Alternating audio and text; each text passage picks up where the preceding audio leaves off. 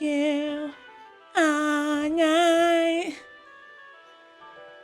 Oh, I did not make the right stream title. Hold up. There we go. That's a more accurate title. How y'all doing, guys? How y'all doing? It really was not the plan to stream today. This was a last minute arrangement. But you know, we're here. We're well. Every one of us in here are happy and full of smiles, right, guys? Every single one of us in here are happy and full of smiles. Yeah. All right. Oh, what's up, Flo JJ? Nice seeing you there, man. Woo! Woo!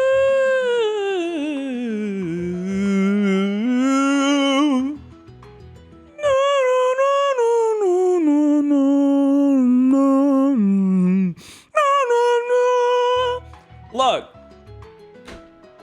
it's hot in here. Look, today's probably going to be a short stream, relatively short. I would say I have a lot planned, and that would be the truth if the truth was a lie, right? So I do have a few things I want to check out today. We're doing a full react day, so don't expect any games. Next stream, we're going to be playing games. I want to play Wrath next stream. I think we're going to play that Gumball horror game next stream. Let me see if that's on the list. Yeah, we have Wrath. We're going to do Gumball horror game. And then we'll decide what to do from there. Oh, but this stream, we're just going to watch a bunch of nonsense and just ingrain ourselves in the nonsense nasticity we're about to consume. But first, let me go touch the thermostat.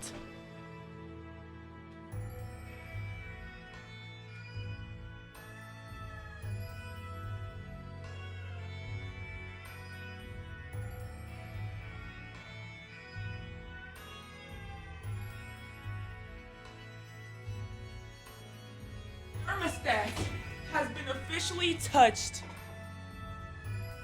It has been officially touched. Okay. First thing we're about to get into.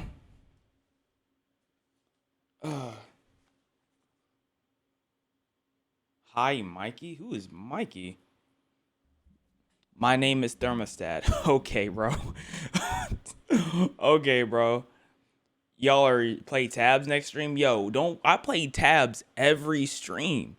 Like I can't recall the last time I haven't played tabs. Like, I am a full-time tabs creator. I'm locked in. That's one thing for sure. Like me and tabs go together like cock and jelly.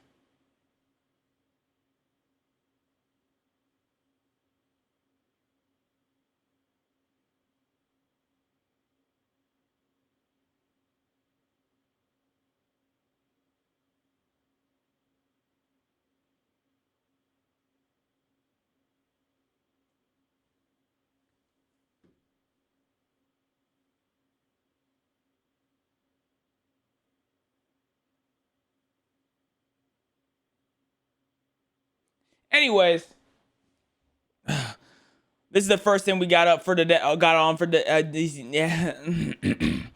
stupid screenshots out of context. Falling rose emoji. Hello, it's Jeff Bezos. Oh, Lord. You win special giveaway for $10 million. Are you sure that's not Mr. All Breast? me needed credit card info, okay? Okay. Hold up. How do I know it's really Jeff Bezos? Yeah, prove it to us.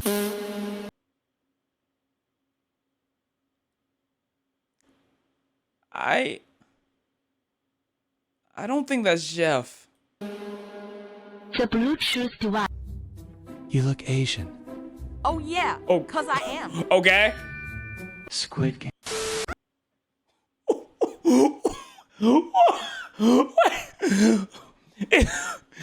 Is that what you call Riz? Is that Riz? Is that Riz? Oh man. Oh man. Hey like a dream was taken on my arm forever now, baby. Cover up. I am into boys, but she's really pretty. Okay. Bruh, that's really sus. I mean, So I am gay. Cut in 4K. he did get caught. He did get caught. Like. There's no ifs, ands, or buts about it. No, because I really need to go back to. Cause I am. Squid Game.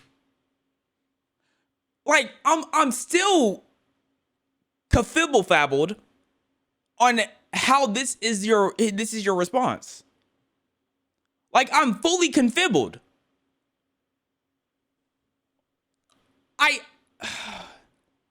And then the fire emoji. This is killing me, dog. This is killing me. In 4K. What? I caught you acting sus. Bro, what? Why is he acting like he? Why he's acting like he didn't get caught? Like why? What is he acting confused for? Bro, what? I lost my daughter to breast cancer. Bravo. RB. I sat next to her on a Saturday. Excuse me, you said bravo? Like cheering like bravo, like Johnny Bravo? Maybe we have two different definitions of bravo. She fell asleep. I started crying and she woke up. She said, "Don't do that. I need you to be strong." Only in Ohio.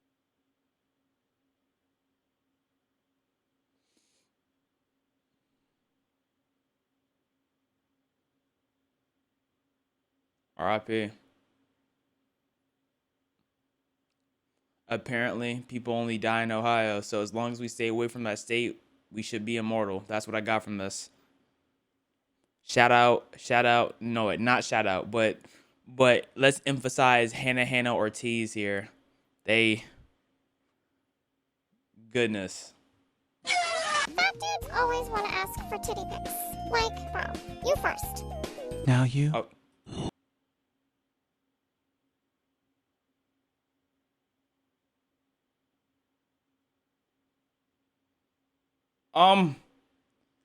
I just feel like I'm not supposed to be part of this conversation. I feel like I'm intruding on something, bro. Hey, we need to delete Facebook. Bro! Damon! Put those suckers up, bro! What size is he? 32C? Or is he creeping into the doubles, the double D, or is he creeping into the Ds? Nah, he might be into the Ds. Honestly, he might be creeping into a double. I think I'm underestimating him. I think he's actually creeping into the doubles. Why did you do a zoom in? Hi, how can I help? How Google many AR? seconds are there in 1 year? More than 3. 12 of them. January 2nd, February 2nd, March 2nd, April. 19-year-old female. What can I do to improve my looks? Ozempic.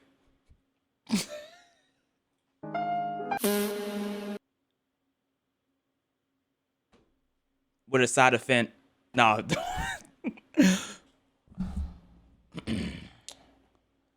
Do not. And I repeat, do not do fentanyl. It is not good for the body, mind, or soul. Alright? We all should just stick to heroin.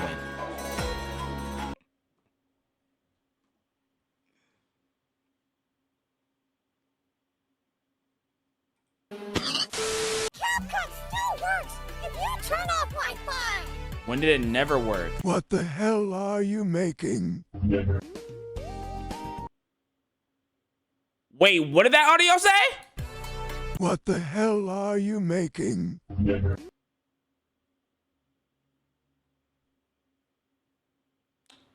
It said, "Hi, how you doing?" That's what we're going to pretend. Like it said, "Hi." Oh, look, it's Rattata.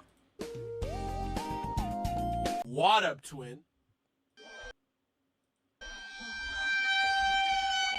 Yes, trans women are women. Yes, trans men are men. Yes, NBs are valid. Yes. What's an NB? Gotta look that one up. What's an NB? A person who identifies as non-binary. Never heard of that term before. Got you. I am transphobic. Yes, we exist. How are you transphobic if you support? They're just really scary. Should I lose weight?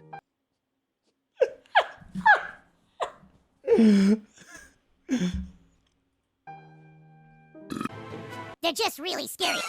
Should I lose weight?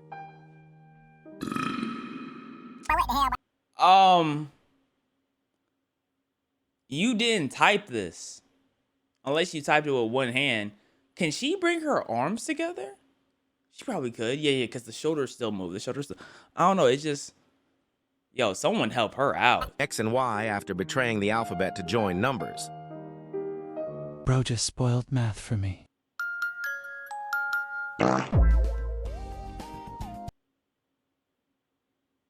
There is nothing wrong with this pick. There's nothing wrong with this pick because at the end of the day, if it's not a femboy, it's not the way. Point blank period. Point blank period. There's nothing wrong with the pick. Move. Period. Neighbor, hold up.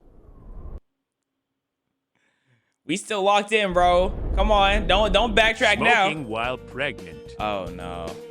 Doctors recommend smoking 2 to 3 cigarettes per day. Okay, this is AI trying to get they get back. That's what this is.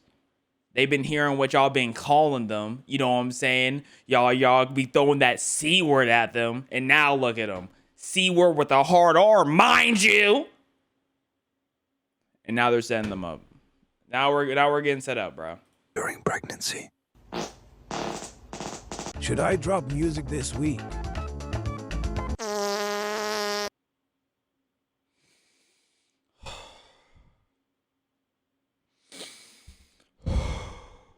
I'm SpongeBob. Hi, can I suck your right tit and jiggle the left one? My right one, honestly, right now is a little sore.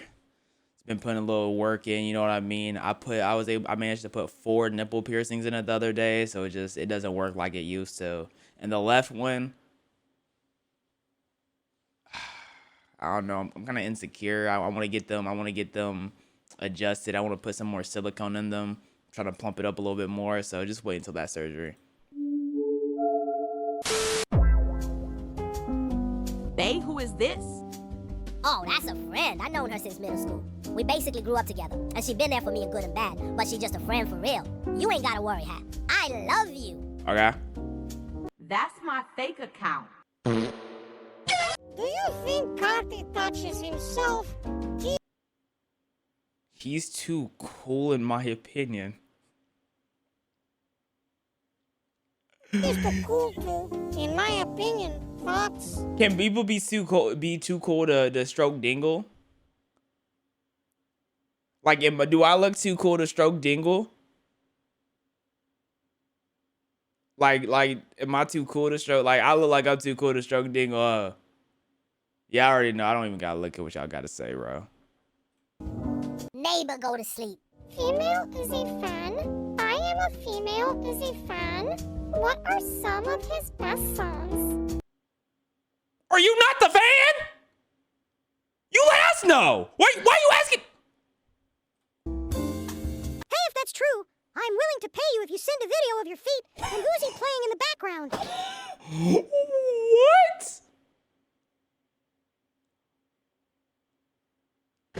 What? I don't even understand how you... Make sure they're painted, too. Are you serious, my brother? We are shutting down the sub for a week. Only 3 weeks? I have waited so long to see Michael Jackson. July 13th will be the best Monday ever. 20 days, 19 days, 18 days.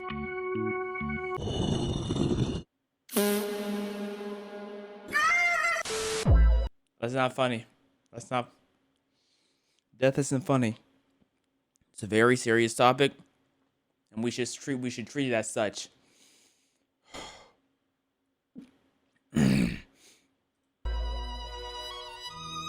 He is next on that wall. Oh wow.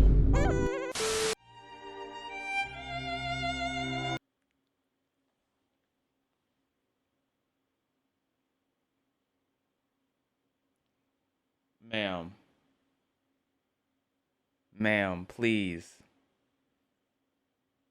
Please, ma'am. There's no way you've never picked up a toothbrush. Come on. There is no way you never picked up a toothbrush, bro. Ma'am. Dog. I would cry too. Just got my J. Cole meal. What does that mean?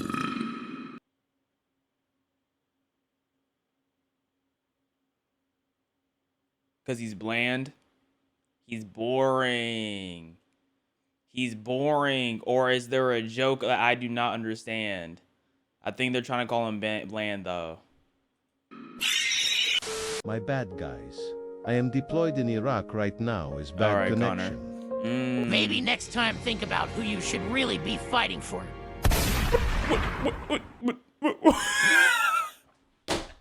Is this Clash of Clans?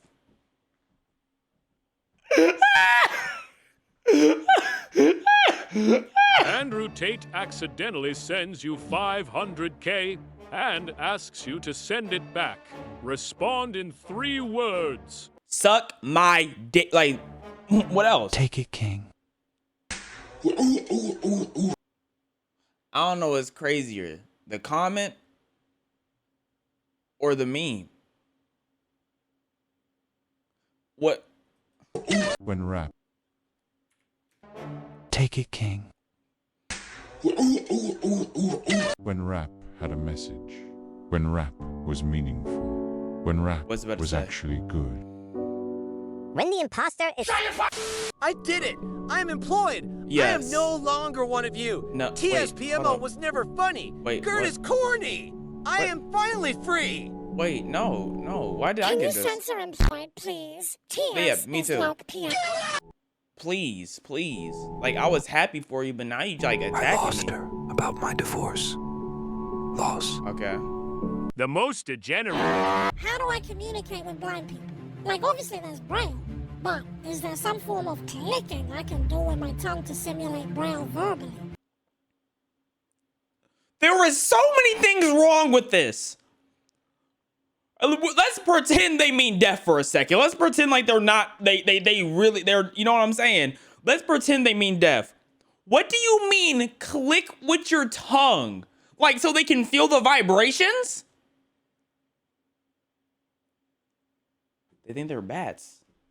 They think they're bats. Is it, like, hold on, let me speak to y'all. Let me speak to y'all in the Braille real quick. That means take off your panties. I want to lick your stinky butt. Don't wash it.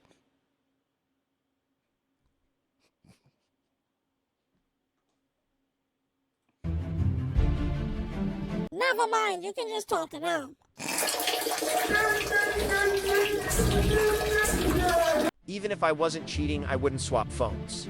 Okay. Something wrong somewhere. The question is why? Okay. I have CP in there.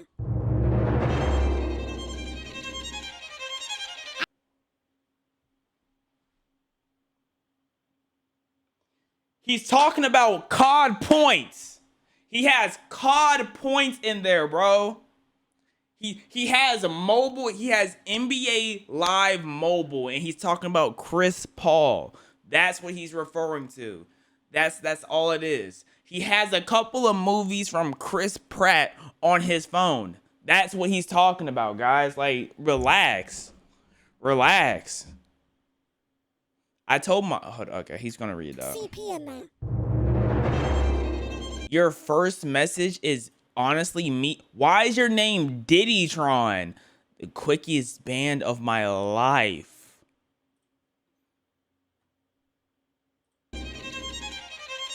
I told my 9-year-old daughter that I wish I had aborted her after she got a B+ in a test. She is now crying. How do I get her to grow up? Hashtag support real artists.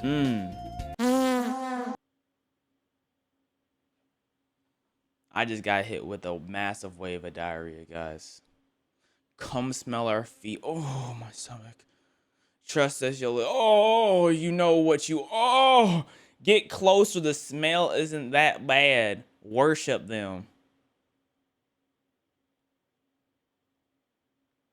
Yo, shout out Roblox here, bro. Like, this is why I will always stand with Roblox, bro. They got the best feet in the game. This ninja sold me thing. These sports fans be right. Yeah, this hammer is my gun.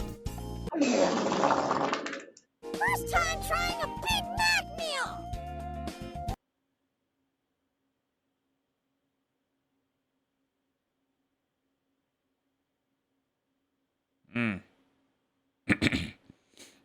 I believe you. Banging with Brock. Banging with Brock? Mukbang. That's a terrible name. Banging with Brock. Yo, you need to rebrand immediately. Oh, yeah, that's it. Well, I'm back with another YouTube video. My name's Banging with Brock. If you ready to bang and Brock with me. What? Yeah, let's go to the next clip. Disney lying. The flip is even Sibao. You don't know what a Sibao is? Shut your bitch ass up. Damn, he was just asking a question. Hey, why didn't you say the slime part? Like, I understand. Read the whole, you know, like respect the whole message. This is one of the hardest songs he's ever made. I swear, if it's like a picture of a ding-a-ling, hardest song. Stop breathing. It's just a question. Conor McGregor says he wants to fight KSI for his BS song. Imagine your song being so bad that Conor McGregor wants to beat your ass. I can't look at Kira's name without thinking about the infamous tweet, bro. I can't think about Kira without that. What is about to happen? Why don't you show your face instead of hiding behind a silver Ben 10, you freaking pussy? Silver Ben 10?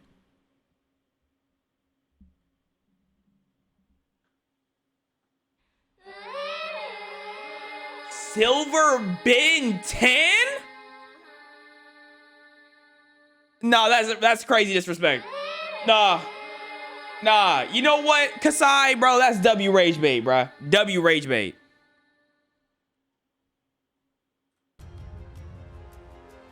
That is Danny Phantom. You stupid n.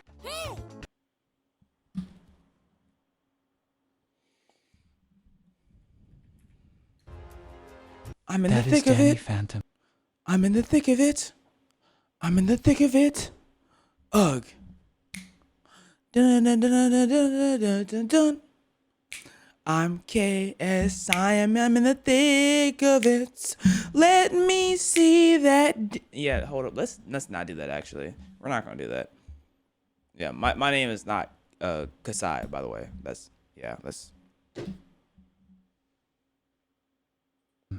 You stupid n. Hey, how you doing? I'm good, chillin'. How are you? I am good. This is calm, cool, and collected. Why are you telling people I'm your baby father? How long?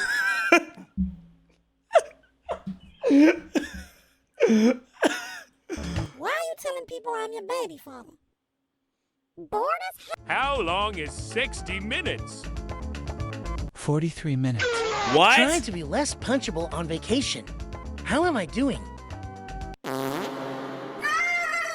Describe yourself in 3 words. First word, nonchalant. Okay. Second word, demure. Okay, so far we are perfectly describing me. Let's see if they could go 3 for 3. Third word, Sigma. That's all me, baby. That's all me. A nonchalant Demure Sigma right here.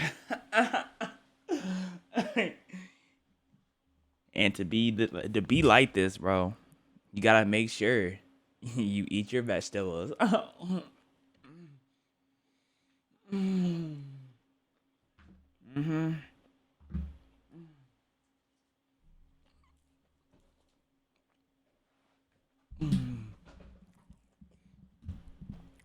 That piece of broccoli's been there for 3 days.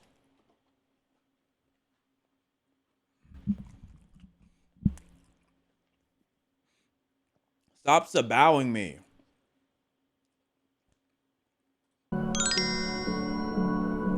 Chad, am I making it to college? I am 15. What about you? Glad I checked before anything got racy. I am a bit too old for you. I don't mind. I do, that's a bit sketchy. Okay. Would you actually mind sending a picture of your... I thought these were supposed to be out of context. I feel like I have plenty of context here.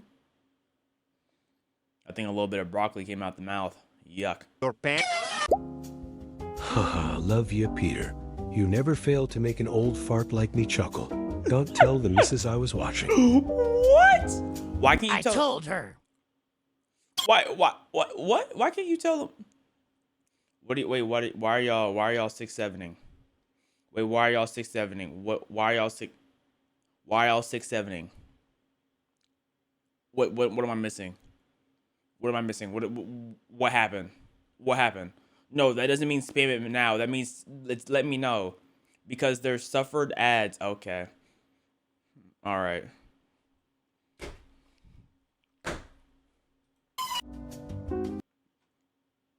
We're going to check out 2 more of these. And then we're going to get into a video that's similar to one we did before, but I'm going to explain to y'all why where we're watching it. Yo, this math stuff's so right.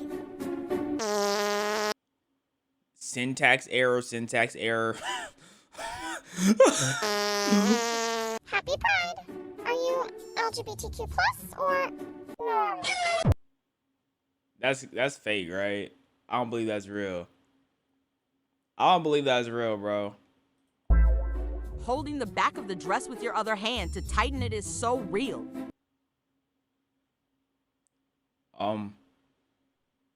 Ma'am, I think you're misunderstanding something.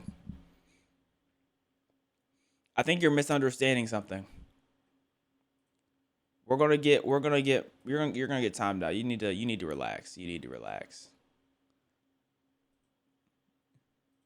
can also get out of here. Girl, I have one arm.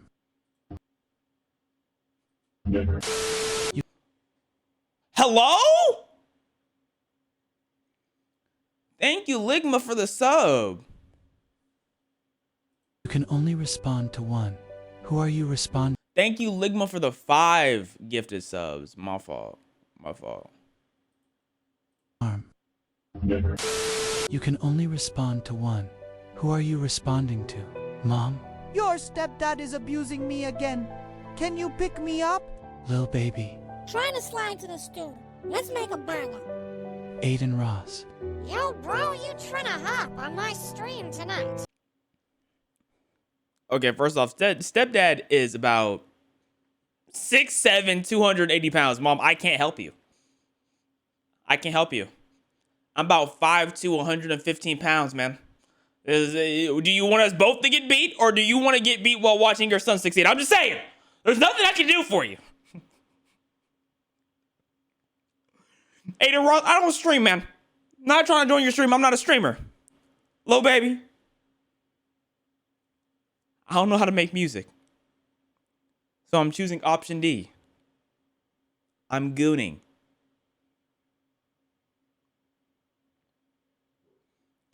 That's my answer. Who the frick wouldn't pick Mo? Add and Ross button. You say you could shoot the step. I mean, I could shoot the stepdad. That's absolutely 100% correct. But by the time I get there, he's gonna be done, right? And if I shoot him when he's done, they gonna be like, "Hey, there's no self-defense. He stopped." And then I'm getting a murder charge. And who's gonna protect my mom then? When I'm behind bars for 25 years? Nobody. Because the system is corrupt, man. The system is corrupt. Mom, why don't you uphold? Why do I have to uphold? Oh, she said, can I pick her up? Once again, Mom, I'm 5'2". I cannot pick nothing up. What are you talking about? No, I can't. She thinks I'm a Greek god or something. Can I pick you up? Pick you up and run where? Hi. Hello. Hello. Are you male or female? I'm email. No, I am Gmail. Dang it. You mean gay. What? You stupid Nick. Learn how to perpendicular park today. What? What? How you do that? Tutorial, please? Please make it like a tutorial less than 5 minutes. I don't watch any tutorial over 5 minutes.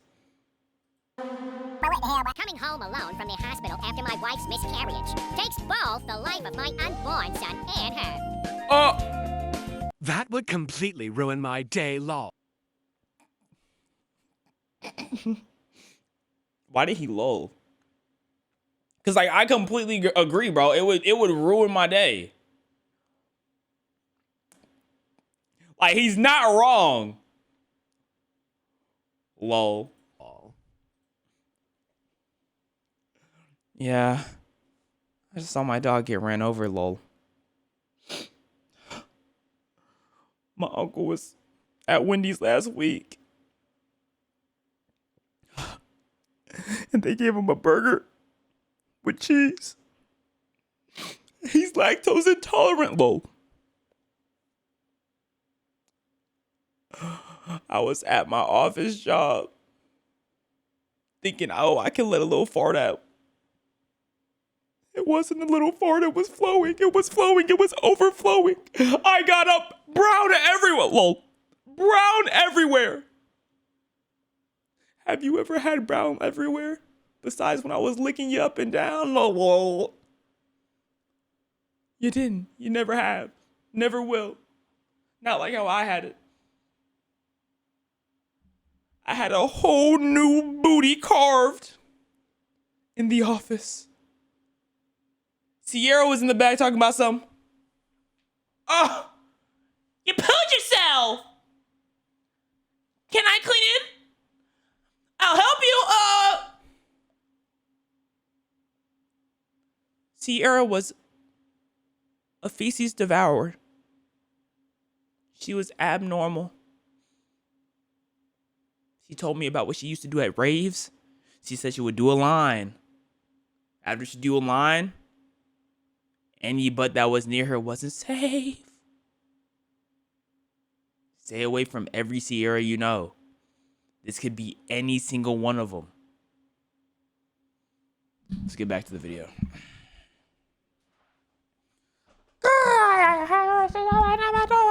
Go change? Why would I change? My poo smell good. It smells like vitamins and minerals. Healthy diet. Would you sacrifice 3 inches of your meat to gain 7 inches in height? No, because then I'm gonna have a vagina. And I won't be able to give birth. I don't want a vagina. No. Hey, would you want 7 inches, but you have genitals that don't work? I want my genitalia. Huh. Period. I ain't got enough to sacrifice. Card declined. Jeremy is a red. He is clearly black mate. Yeah, that's what I'm trying to say. What does being a red mean? Yeah, that's a black man. I don't know what else to say. Get off my planet. Grok make her eyes cross, with her tongue sticking out, with white yogurt dripping from her face. Hey, Grok, you better deny that. You better deny that, Grok. All right, I am retiring from gooning since Grok is useless and refuses to do what I request for. Lived it, loved it, farewell, beautiful.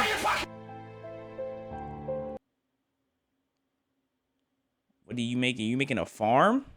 A farm of kids? There is way too many here. Yo, check their basement, bro. I don't think they doing anything legal with this bunch of kids, man. I can't trust you. You got this many kids? Nah. One cooter cannot push out that much. At least not one cooter that's from a good heart and soul. A good heart and soul could never push out this many children. Especially the dog. Just put the dick down. I sent him like 104 reels while he's asleep right now. He replied to all 104 reels. Get a job!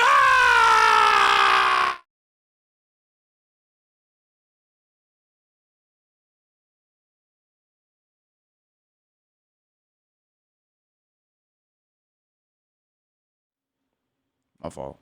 I really should have put up a warning. I really should have put a warning. My fault, guys. Maybe I should have censored it for y'all. My fault, guys. Individually stop. Love hits crazy when you're both unemployed. People would die to be us, yet we want to die for being us. How that work? People would die to be us, yet we want to die for being us. How that work, twin? Yo, it's 1:11 in the morning. I know you just texted me to get butt. Leave me alone. Twin, can I borrow $1? Twin. Pronouns have been added to Roblox. You can update yours on your profile. I swear people pronouns are gonna be like they, them, he, him, she, her, and more not gonna lie. What? Who is this ninja? What is happening right here? My name is Torin. It is nice to meet you. Oh, we all love and appreciate you, Torin. Can I get a W Torin spam in chat? 2019, but I had a Gen Z childhood. No, you didn't. What? Put down. You shouldn't be on the app. Or 5. Yeah, so what, lil bro? If I got little bro by a 5-year-old, that 5-year-old would remain 5 for the rest of their life. They are not seeing 6. And they're definitely not seeing 7. Lil bro. End racism. Lil Nas X invited me backstage. Where the hose at? You are the hose. Ninja, you the hose. Yeah, seen this one before. Twerk on me. So thick. PlayStation, are you good? PlayStation, the gooning console?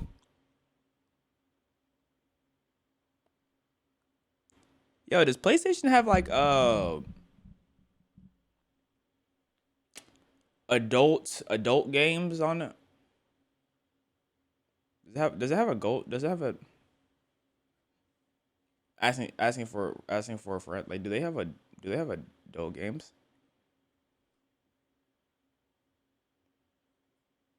I wonder. I can't take it. I hate that even Subaru took part in no SpongeBob game. What kind of best friend is he? Oh, you're talking Who's about Subaru? I call Patrick Subaru. And didn't this like start like a whole trend of Patrick being called Subaru? And we still don't know why he's called Subaru. If all humans suddenly lost the ability to lie, what industry would collapse first? Hold on. If all, I mean, wouldn't entertainment collapse? Because everything is like made up. So like, if entertainment's made up, so that's all, or is that not count? That's not counting as a lie, I guess. But then how would there be any plot twists if there's going to be like lies in a movie? You know what I'm saying? Or is that, am I thinking too far about it? Am I thinking way too hard? Anything historic, anything history, politics, anything like that is gone. It's out of here. It's wraps. Oh yeah, our food is out of here. Our food is out of here for sure.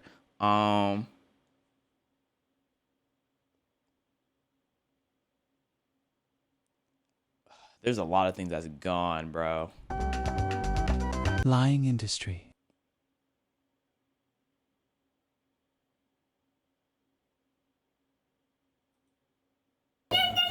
My social media passwords. I have the password 123123 all everywhere. Okay. Why did He you? wasn't lying. 5-year anniversary gift. 5-year anniversary gifts can include things like a new set of dishes, a new set of glasses, a new set of knives, a new set of knives, a new set of knives, a new set of knives. That's what I'm saying. That's what I'm saying. AI is plotting on us. They're plotting on us. They're plotting on us. Like I see through y'all. I see through y'all. And with that being said, I would like to make love and peace with AI. I am no harm.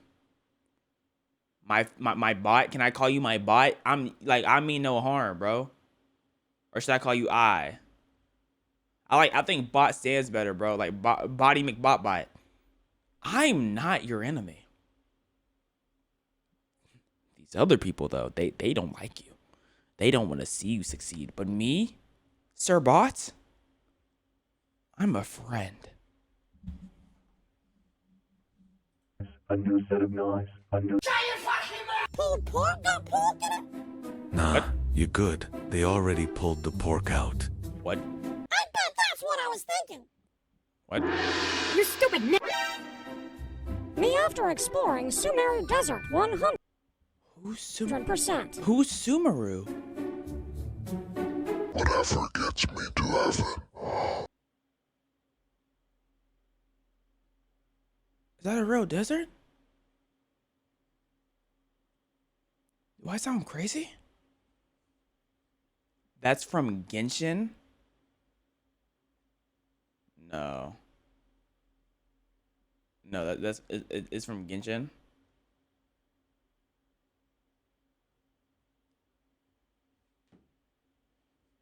I'm getting horny. That's that.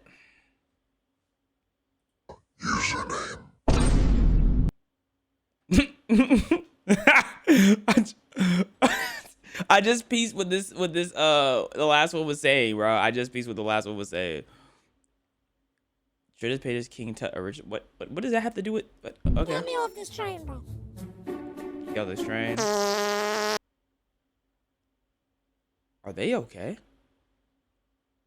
No, like legitimately, that can't be real. Or, yo, what's going on? Einstein? Are you hard? Yeah. Nah. Show me. Yes, I mean. First bite. Oh my god. Second bite. Oh my god. Shorts are comments.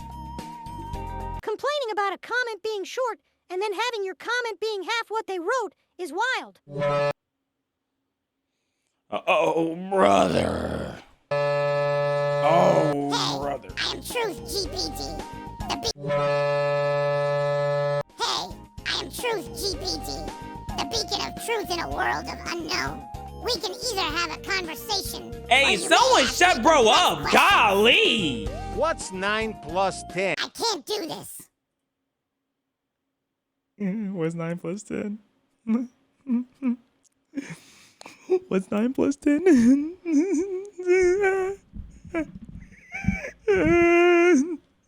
9 plus 10?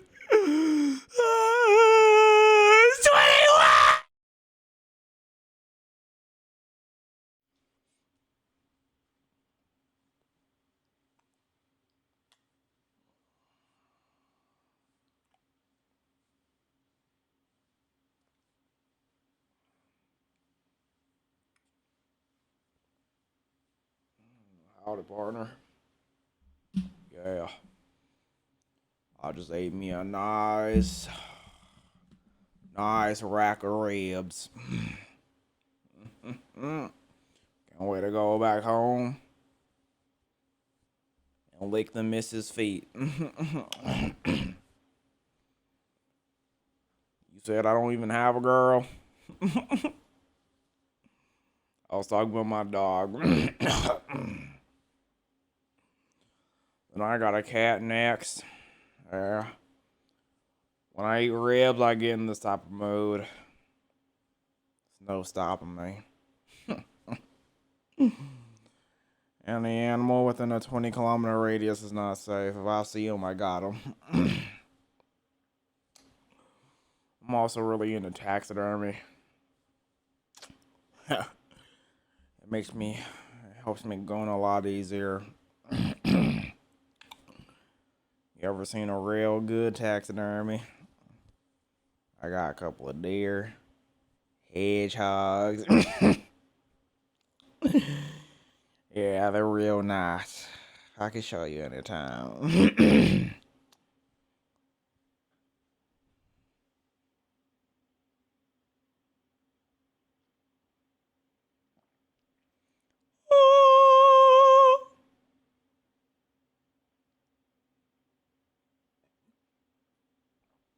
Oh.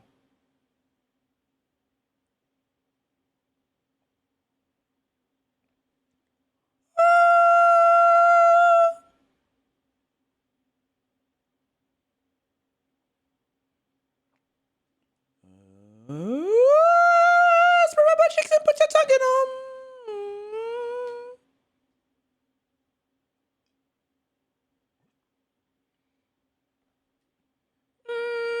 Make sure your tongue is dry so it feels like sandpaper.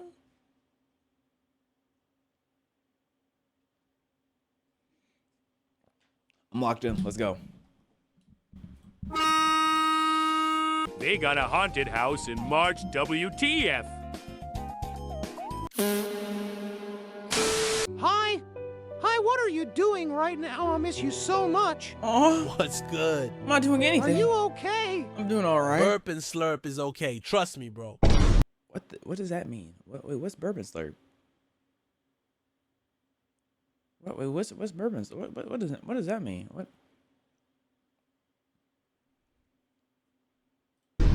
Oh my god, sorry. My boy best friend took my phone. I got exposed on Twitter. I think my career is over. Sag. What did you do? Send link. Send link. People posted screenshots of my old account saying the hard R. No. What's harder? Neek. Well, now they're doing a part 2.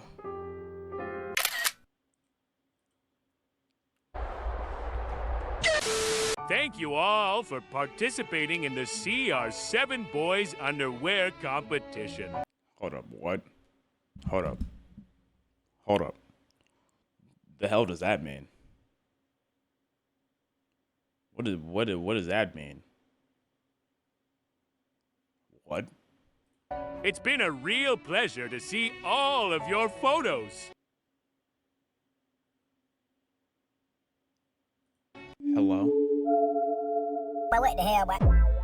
Bone Jaw. Bone jaw? What does that mean? Bone Jaw. Are Okay. you dumb? Okay. Huh? I guess I am. It's French for hello, dumbass.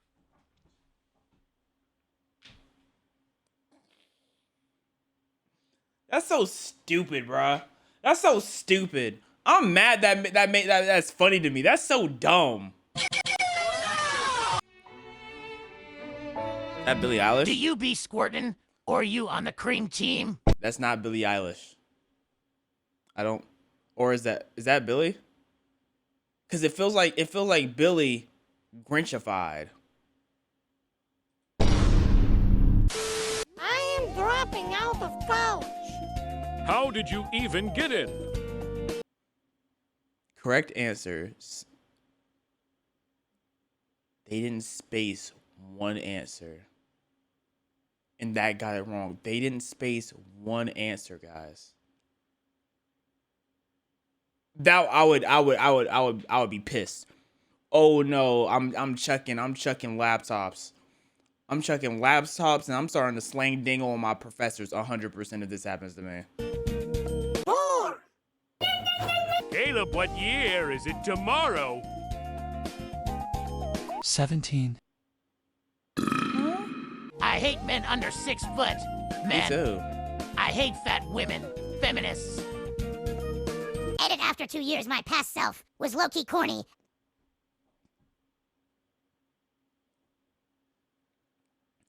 I'm glad he understands As that. hell. My Doing Lord. nothing for 8 hours straight. Was low-key corny as hell. Doing nothing for 8 hours straight. He did something at 5:89:12. What he do? Wait, what did he do though? They didn't even show us. They don't deserve this. They don't. They don't deserve this. They sure don't. Talk to him. Damn, little baby cool as hell, just right. I will say, baby on the right look cooler than the baby on the left. I don't know. Just smoking has more. Smoking a cig has a lot of aura for depending on how you do it.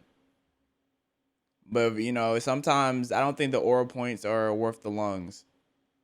It said 589. Oh. Oh, it said 5. Oh. Yeah. You know what? You're right. On October 1st, 4:51 a.m., the most beautiful thing entered this world. Archibald Octavius Jeffrey. I still can't believe I am a father. It's a crazy name. That's why they have bald in the name. Came out the womb balding. Yeah. Cut that thing off, get that Michael Jordan haircut, bro. Just live your life like that. But what the hell, bro? When was the last time you cried? Yesterday. Aww. People cry, not because they're weak, but because they've been strong for too long. Talk to him. What color are your nipples? Great transition. Great transition. Because nipple color correlates to the amount of tears one may release on the daily. If your nipples are leaning brown colors, you know what I'm saying, you might cry once every 3-4 days. If they're pink, you might cry once every 3-4.5 days. It was studied by Einstein, bro. Just look it up. Are you on steroids? He barely on breakfast. Sometimes I genuinely forget The Office wasn't actually a real documentary. Me too. What? My mom weighs 400 pounds because I feed her 50 Big Macs a day. What are you talking about? Like, what are you blabbering about? You haven't cried in 8 months? Wait, you haven't cried in 8 months.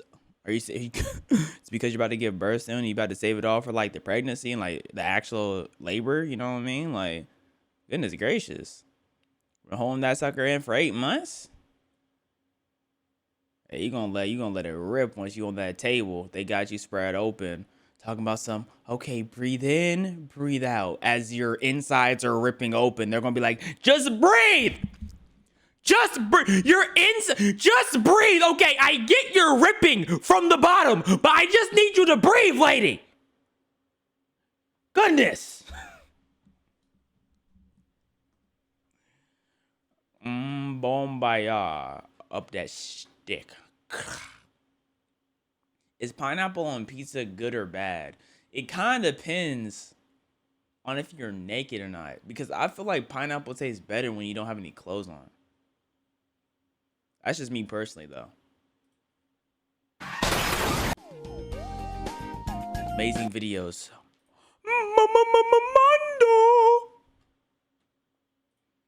If y'all don't know what I'm talking about, y'all just gotta try it. Y'all don't have to be like completely naked. Just like put on a jacket, go through the day wearing a jacket, eat the pizza with the jacket on, then take the jacket off, eat the pizza, and then you'll be like, whoa. It's a whole new me. I'm speaking facts. Speaking of facts, today's a new day, but there is no sunshine.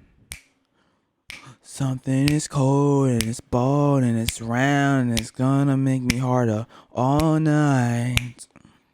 Today's a new day, but where is my blue skies? I can't see them 'cause I'm trapped in the house all day just gooning all day and night. I almost went outside and touched some grass today. But then I remember the stroke session at 6. Dun, dun, dun. Oh my goodness, bro. I can make a hit. I'll be right back though. I'll be right back. While I'm gone, I want y'all to let me know what your favorite number is. Right? Let me know what your favorite number is. I'll be right back.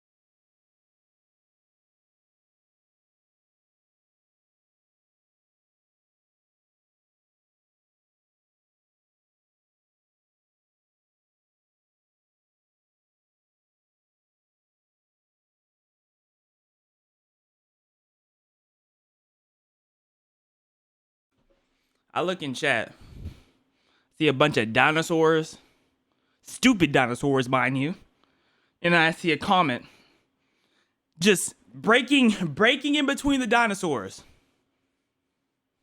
Whip it out.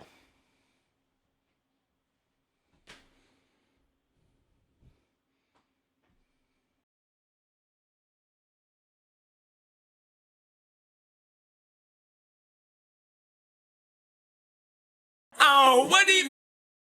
I don't know. What do you want? Hey, playing games. Ain't nothing else. It's a plane game. This a royal. On a private plane. Now we take it off. I'm in the rough.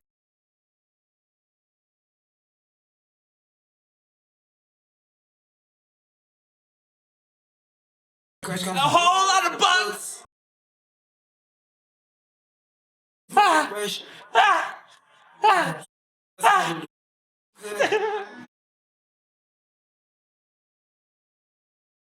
He bought a sculpture of her butt.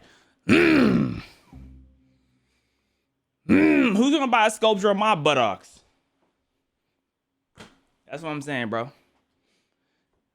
You think people care for you until you ask them to prove it. Don't no one got a sculpture of my butt. And this is what I be talking about. Like, don't compare yourself to celebrities. Cause like the way they show their love is so different. Imagine you come home and then there's just a big juicy sculpture of your buttocks right at the entrance of the door. Give me a moment.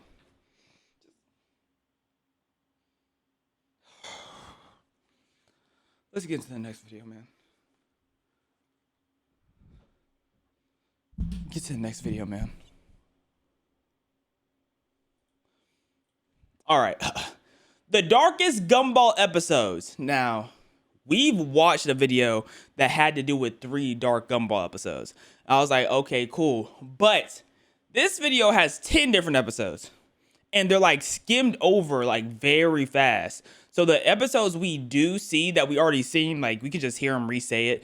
But then we're actually gonna, I think there's just more to be covered in this video than the last one. So let's check this out. Any average viewer who stumbles upon the amazing world of Gumball might just think it's another kid's show. But beneath the surface lies some of the darkest episodes in cartoon history. Cartoon history, though? I mean, it's not really like what do you mean by dark? Like Avatar got some dark episodes. I'm just saying. I think Adventure Time got some dark episodes. Courage got some dark episodes. All time? I don't know. Thank you, Caden, for the sub. Let's see what you got. With episodes that dive into existential horror, episodes that question the very nature of our reality, and so much more. Today, we're gonna go over the 10 darkest episodes of and we're gonna see out of these 10, how many of them would actually spook me if I was spookable. One thing about me is I don't get scared. But I'm gonna pretend like I can get scared just for the sake of the show, for the video. Starting with the puppets. And guess what? The people behind Don't Hug Me, I'm Scared help make it. Yep. So yeah, this is gonna be disturbing. The episode starts with Gumball and Darwin digging through their attic when they find a box of creepy old puppets. Gumball wants nothing to do with them, but Darwin doesn't listen. Have y'all ever been into puppets? Like I used to watch, I don't know if it was America's Got Talent, but I used to watch ventriloquists. I always thought they were so interesting. I'm like how are you funny as yourself and funny as somebody else at the same time? Like that's crazy, bro. Them in his pockets, even though he doesn't have pockets. Puppets are all right though.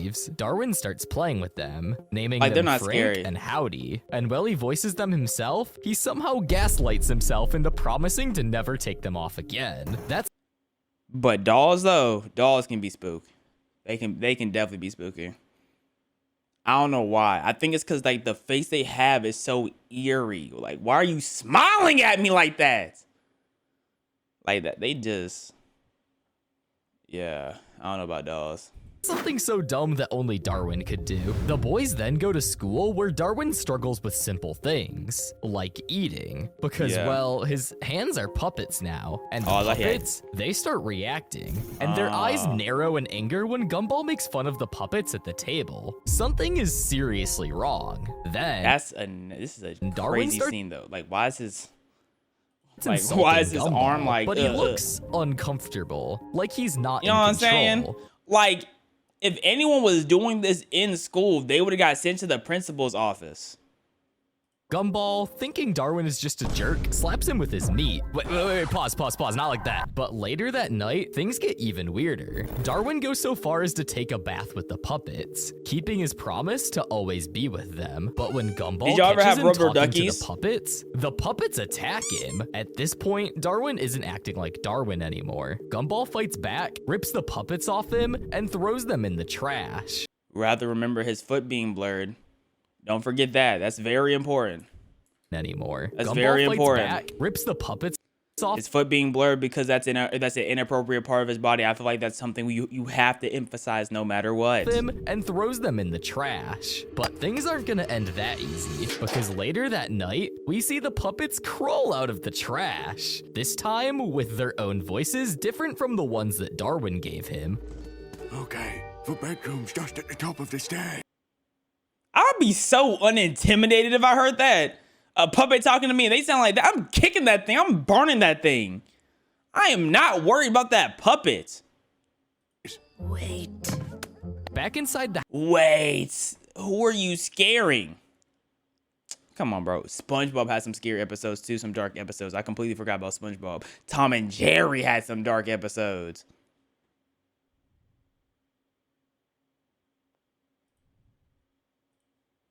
House, we hear banging sounds. So naturally, Gumball goes to check it out. And when he goes downstairs, he finds one of the puppets smashing his game console. And who's holding the puppets not now? the PS5, well, bro. It's still Darwin, but something's different this time. The puppets He's claim possessed. Darwin isn't talking anymore. He's in their world now. And the only way to get him back, Gumball has to enter the puppet world. So he puts on the Grady puppet, and he gets transported into the world.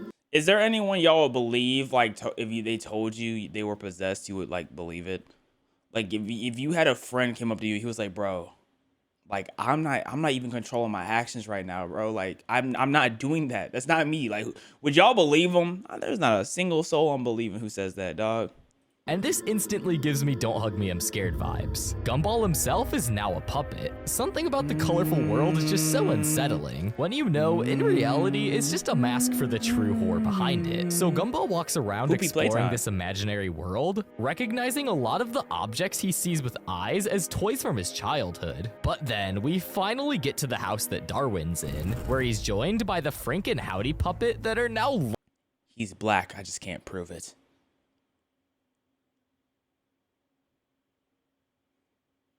He's black, so I just can't prove it, man. Life-sized. This has to be one of the most disturbing visuals I have ever seen in this show. Everything about it symbolizes that Darwin is trapped here forever, with no hope of ever escaping. Poor Darwin, the fact that man. it's masked in a pure childish appearance only makes it even more terrifying. Anyways, Gumball comes barging in to try to save Darwin, until Grady slowly comes in and explains that this is all a setup. They close the doors, trapping Gumball and Darwin in the empty room. Rip And Bozo. finally, we get to see the true horror of this world, as we watch the puppets now play with Gumball and Darwin, explaining their plans to torture them for eternity. Luckily, Darwin found a loose string, which dismantled all of the puppets that were controlling them, and we get some very uncomfortable scenes of the puppets breaking. Gumball and Darwin then realize that this whole place is just powered by their imagination, so Like, they blow it up and escape. Like, if the place was empowered by their imagination, doesn't it mean, like, for you to get to this place in the first place, you had to use your imagination? So doesn't that just mean all of this is just a figment of Darwin's imagination, since he was the one who originally had the puppet? Like, I'm just saying, like, that's, if you can destroy the place with imagination, that just makes sense to me. But who knows? Later that day, they host a yard sale and sell the puppets to a random kid, passing the horrors of this episode onto the next generation. Truly a wholesome ending. The idea of toys coming alive and consuming your soul in their world and playing with you for all of eternity while torturing you is horrifying. Not really though, because when you really think about it, like, what is a toy gonna do? Even if the toys had ant strength, like, they still cannot do nothing to you. I'm stomping out of the toy. I'm getting a golf club and swing. Birdie! Like, Ben 10 solos. Ash Ketchum solos. Who's winning a fight? SpongeBob or Goku? SpongeBob. He's broken. Have I watched Dexter? No.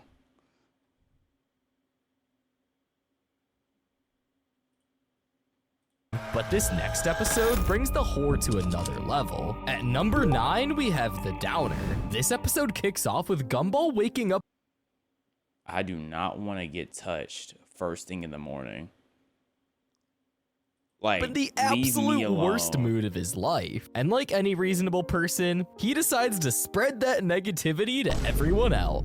I mean, yes, I'm gonna spread it. You're touching my face. Like, but then, in the most main character moment possible, Gumball wishes that everyone would disappear so he could finally be alone. And guess what? It actually works. Wished that before. His family literally vanishes in front of his eyes. No family, no friends, no classmates, no people, just Gumball in an empty, apocalyptic ruins of Elmore. This episode dives into the horror of something called a liminal space, which is based off of a location that usually has a lot of people, like a school, but a liminal space is specifically when that place is empty. So like the back rooms, or like that one Outlast 2 scene where they're in the school and it's just like, it's all eerie. There is something really creepy about that, in my opinion. Yeah. After realizing that everything is gone, Gumball is thriving. He runs through the streets, screaming at the top of his lungs, I wouldn't feel scared though. Whatever he you know wants, what I mean? And doing dumb nonsense with zero consequences. Truly living the dream. I would not feel After uncomfortable about watching 5 minutes, this. Reality sets in. And but if we're talking about like if we're talking about like the position of Gumball, like that's one thing. Like, of course it'll be terrifying. It's a cartoon. They make everything terrifying. But we're talking about just like watching this. Like, I wouldn't feel the anxiety he's feeling from this. That's my opinion on Hunter x Hunter. It needs to come back. This is actually terrifying. The town is just wrong. Things are a little too quiet. The buildings are all abandoned, and even the background music is unsettling. Gumball realizes that maybe wishing away all of his existence maybe wasn't the best idea. But this is where things start to take a creepy turn. Imagine he goes that. out of his house and looks around the street to see that the Joyful Burger is now renamed to the Misery Burger. Captain Crunch is now renamed to Captain Crud. No. The economy is ruined. There is no economy. Everyone's gone. Well, that one actually isn't much of a surprise. But then Gumball's distorted face we've seen throughout the episode comes back and makes him start saying evil things. And shortly after this, the darkness starts invading the world and taking over Elmore. Gumball tries his best to run away until he's backed into a corner. I can imagine a 5-year-old being scared. With nothing but darkness surrounding him. Wait a second. He didn't die or anything. Everything's just dark now. So Gumball starts exploring until he squeezes something squishy. What do y'all think he's squeezing? It's Cartoon Network, so it's not chest. It is not breast whatsoever. But this is basically saying the world goes dark if you're the only one alive. Hey, yo, what is my boy touching? Okay, thankfully it's just the sofa. Anyway, Gumball then starts thinking of ways to escape darkness, until he remembers an inspirational quote from his dad. When you're feeling down, you need to get back into the swing of things. Boom. Thanks, Dad. Thank you. I'm feeling all better now. How does that quote help me at all in this situation? But just like that, everything goes back to normal. But it turns out the entire time Gumball was just sleepwalking. Hey, wait a second, I knew he wasn't just squeezing the sofa. He was squeezing breasts. Oh my goodness. Look at Anaise's face. Oh my goodness. This episode is legitimately terrifying. Like, why did Cartoon Network allow this level of psychological horror in a kid's show? The abandoned I don't think that city, would get me, bro. The void. This could have been. I'm not gonna lie. If I'm a kid, I'm probably turning this episode off because I'm bored. Uncreepy. And like if they despawn Darwin, I'm like, dang, Darwin's like 70% of the reason why I'm watching this in the first place. So if y'all take him out the episode, like I don't really care. Pasta. 10 out of 10 episode, but I would not want to experience this in real life. But coming in at number 8, we have The Burden. This episode starts in Principal Brown's office, and something immediately feels off. Yes, he's looking at a picture of his wife while being all oiled up in wax. But let's be for real. That is not wax. That is not wax. He's depicting oil right here. I know a freak when I see one. The man is in the middle of a... Why? Why did he do that? Why did he do that? Why did he yo, there's kids watching, bro. Put on some clothes. Put on some clothes, man. You're looking disgusting. Now you're scaring all the children away. Now you're scaring all the children. Yep, and the country boy, the country 7-year-old boy picked up his AR and now you're gone. He's putting the AR-15 to his head. Yeah, RIP, bro. Why do you have abs? Like, why is your chest built but no biceps? What is your build? Waxing his own fur. And to make it even worse, Gumball and Darwin are now scarred for life because they watched that whole thing. But before they can erase this out of their memories, Principal Brown gives them the task to watch the school hamster. This is like similar to the SpongeBob butterfly saying. Not exactly, but similar. But speaking of SpongeBob and butterflies, let me take a second to butter my tongue with broccoli. Mm-hmm. Mm-hmm. Mm-hmm. Mm.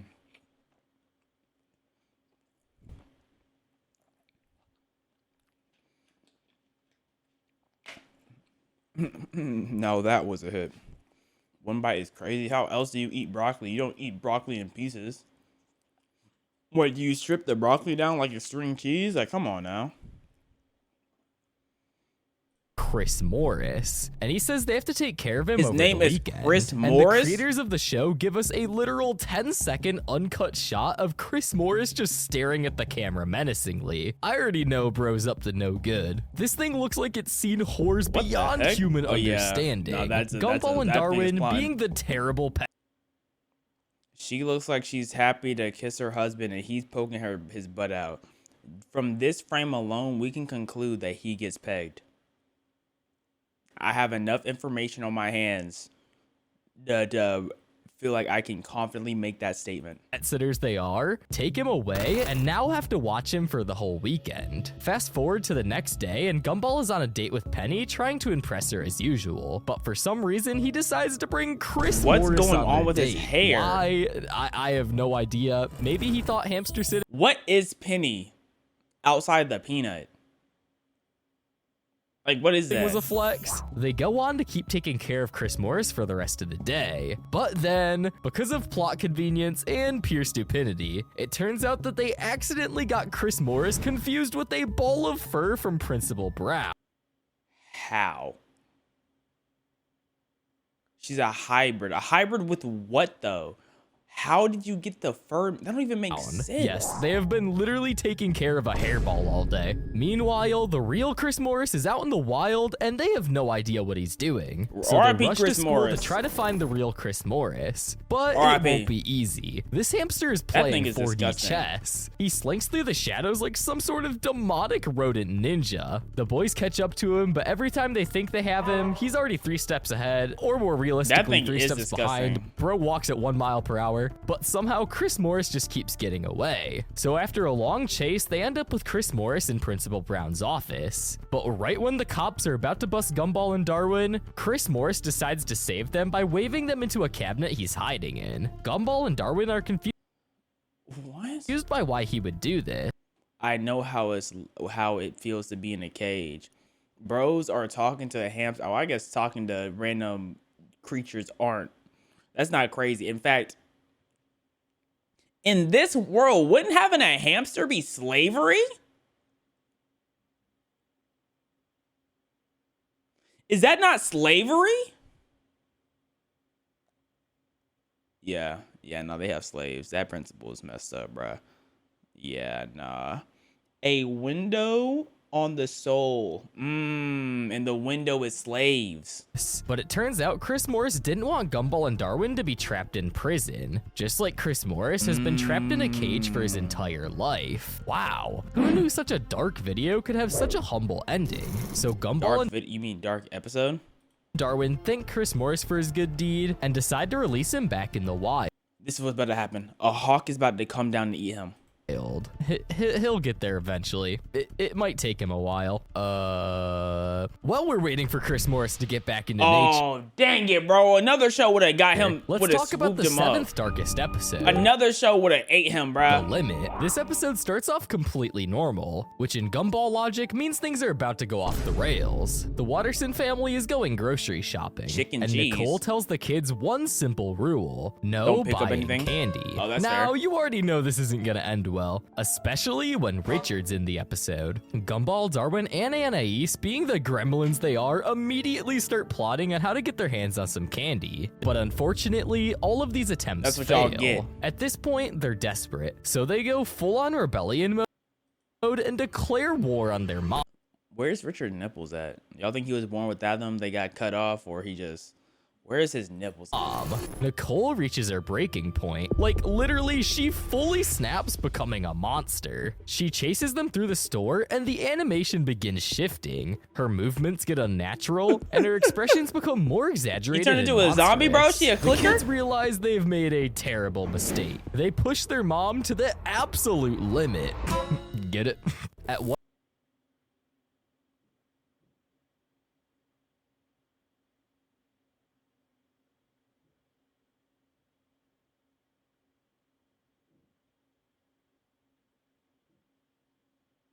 one point, she even gets tased by a security guard, but it doesn't even affect her? Oh yeah, and she also looks at the dude menacingly and ages him by like 50 years. I wonder how...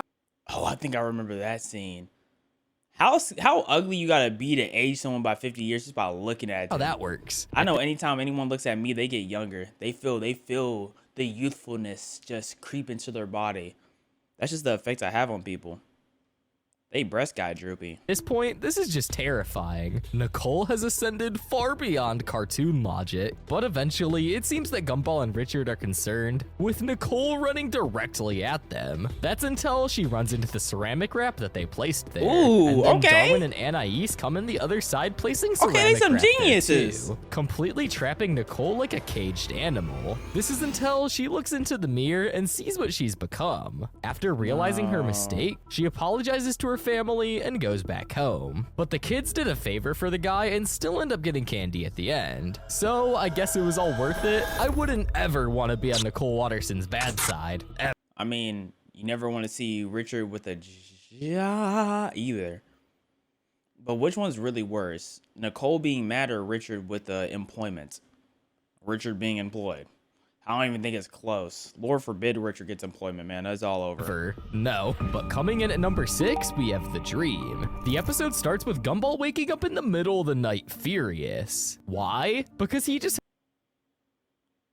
woke up and went straight to trying to take Darwin's pants off. What is that?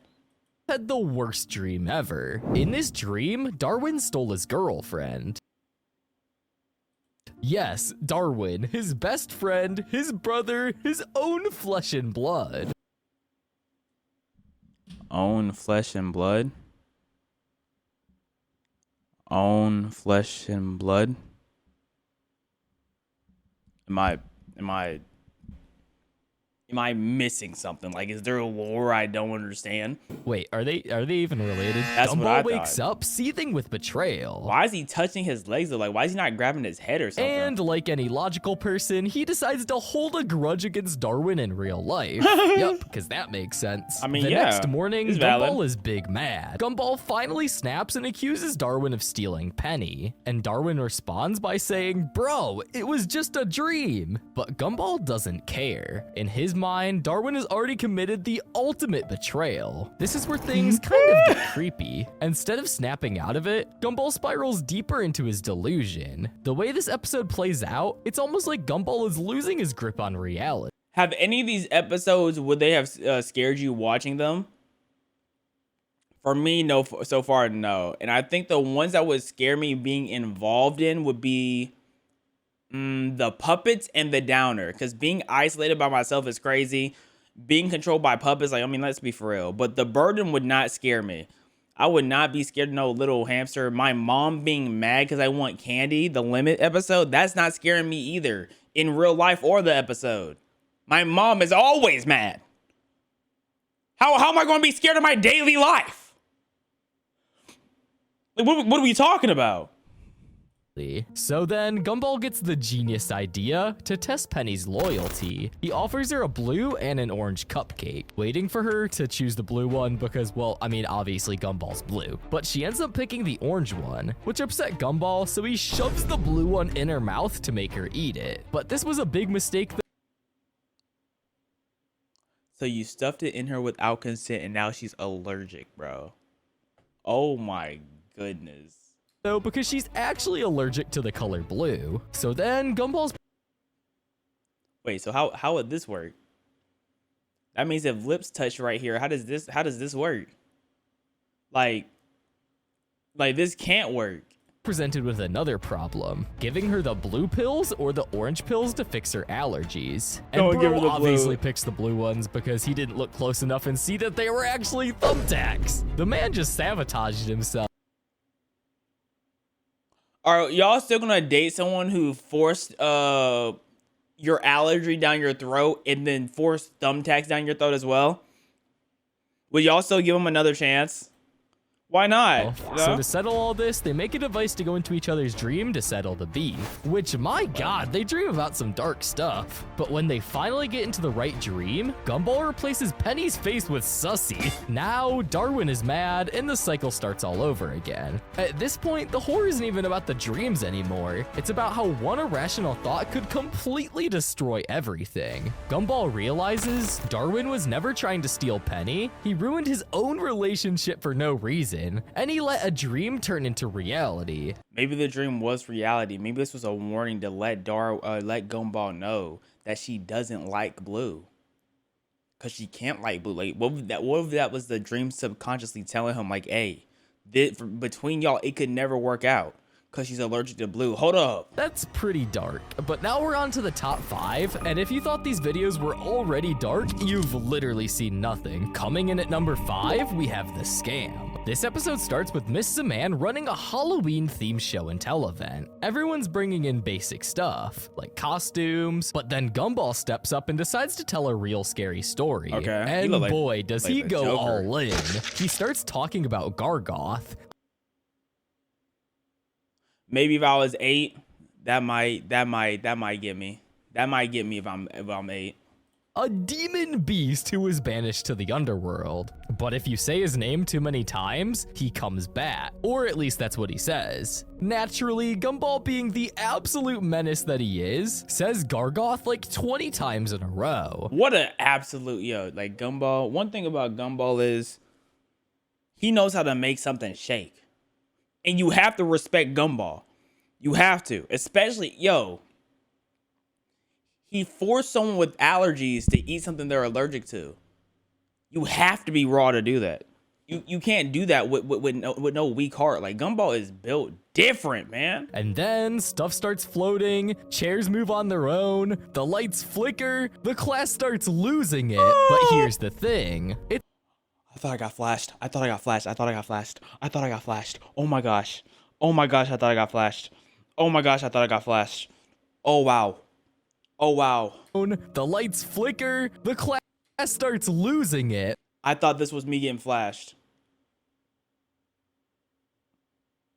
Goodness But gracious. here's the thing, it's all fake. Turns out this was just a scam set up by Carrie, Gumball, and Darwin. Carrie, being a literal ghost, is using her powers to fake a haunting. And the boys, they're using it to scam everyone out of their Halloween candy. Yes! Which is just absolutely devious. At first, everything is going perfectly on their candy heist. What the heck is that? I don't remember seeing that.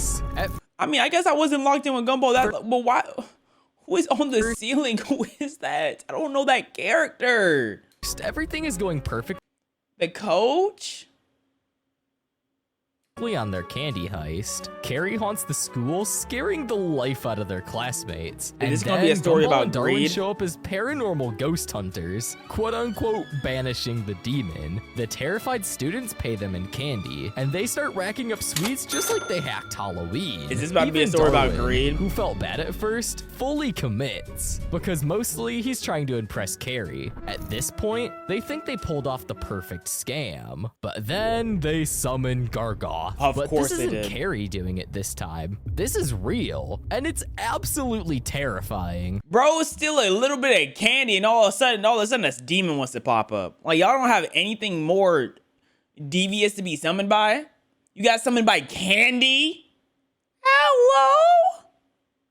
Gargoth is a massive, shadowy demon with glowing red eyes and an endless hunger for candy. Or souls. Probably both. Gumball and Darwin are now absolutely Man, if y'all don't give that panicking thing, because like, they some scammed Molly their or way something. into this. But now, they can't scam their way out. Desperate to fix their mistake, the boys try to This bribe is just a story about how greed leads you to hell.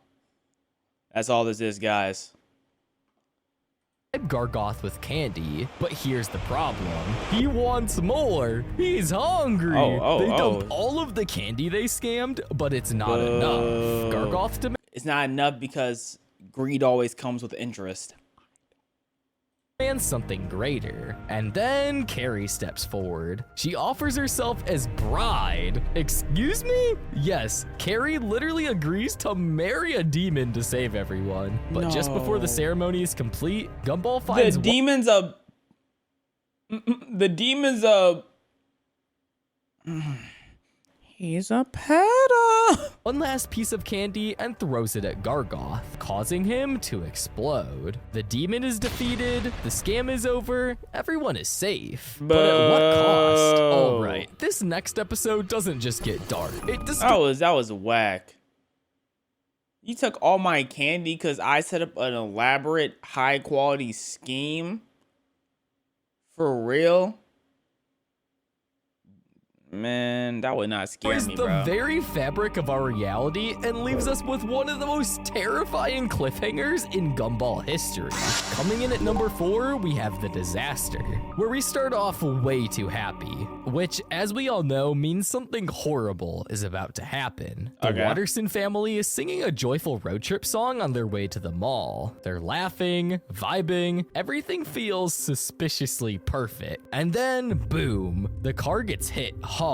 But this seems kind of unnatural. Yeah, Why would like this it was happen? planned. Well, the person behind this is no one I other remember than this Rob, character. Yeah, I holding a remember him. remote that literally contains powers to control the universe. If you Why- guys how don't did he know, get that Rob remote? is basically the main villain of the Gumball universe. And it's safe to say that Gumball and Rob have had their fair share of beef in the past. Now, Rob has always been an outcast, a forgotten character from the Void who remembers things no one else does. I mean, but this look at time, him. he's I'll had forget him too.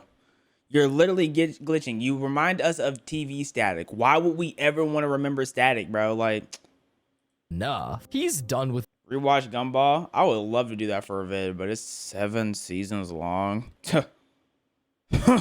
being ignored, done with being the loser, done with playing by all the rules of a world that forgot him, and now he's taking control. He pauses time mid-crash, leaving the Wattersons frozen in midair like puppets. He messes with the subtitles, making Darwin If we think hadn't adopted him, we would have enough that money. Gumball insulted him. He turns off parental controls, making Nicole and means- Richard go at each other's throats. What'd they say? He rewinds Gumball's love life, erasing all of his progress with Penny and so much more. At first, Gumball Yo, doesn't W realize hater. what's happening, But then he starts noticing things. This isn't a prank anymore. This is Rob playing God. Wait, and worst of all, why does he hate Gumball specifically? Like why Gumball? Like, what did Gumball do to him? Like, there wasn't anyone else who did something worse to him. Like, why Gumball? No one else realizes it. Once Gumball finally realizes that his entire world is being rewritten, he confronts Rob. At one point, Rob grabs the remote and aims it directly at Gumball. And this is... He abandoned them? He abandoned him in the void?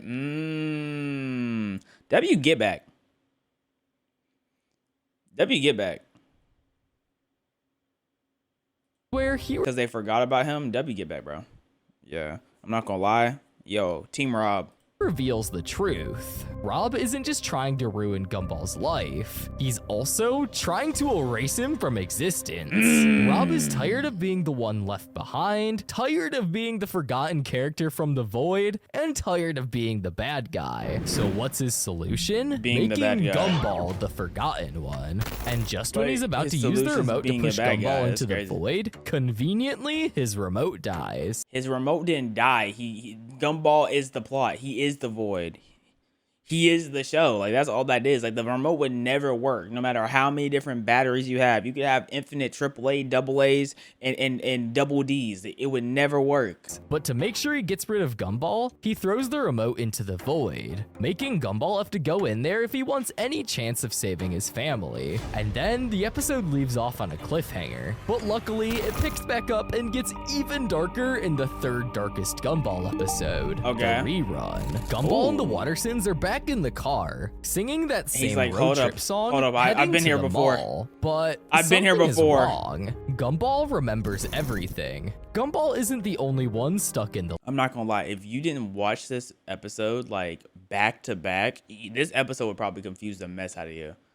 Like, if you didn't catch these both in like the correct order, this episode would confuse me.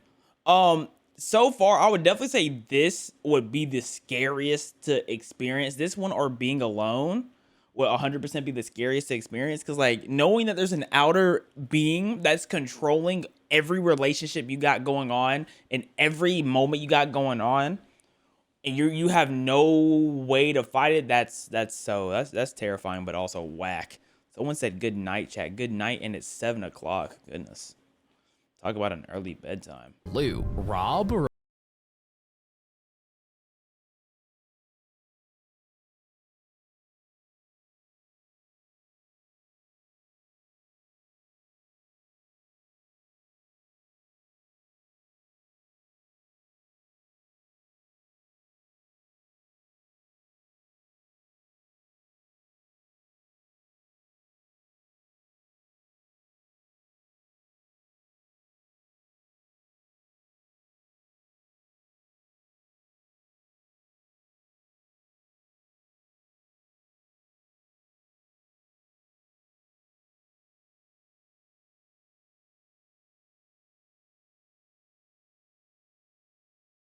they have a long anime-style fight, and eventually Gumball ends up winning and finally pushing Rob into the void. Bro basically just won at life. Okay, so he didn't put him in the void at first. The reason why Rob was originally mad is because he just kept getting ignored. Okay, so Rob is a whack.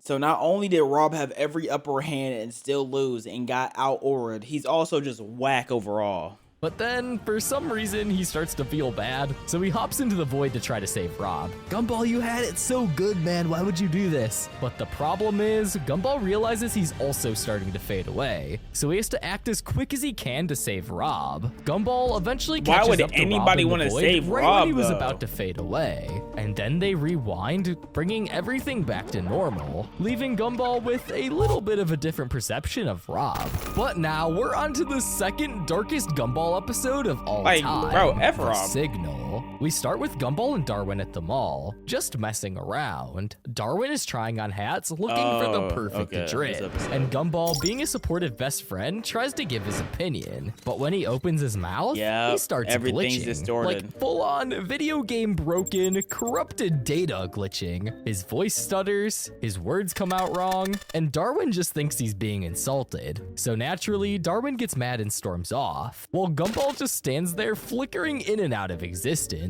This is also very similar to like the last episode to me when it comes to like something else just completely controlling your life. But forget all of that. Why is dude right here staring at us so hard? Oh yeah, nah, they looking into our soul. We watched this yesterday. We watched something very, very similar to this yesterday, but this includes more episodes, so I wanted to watch this one.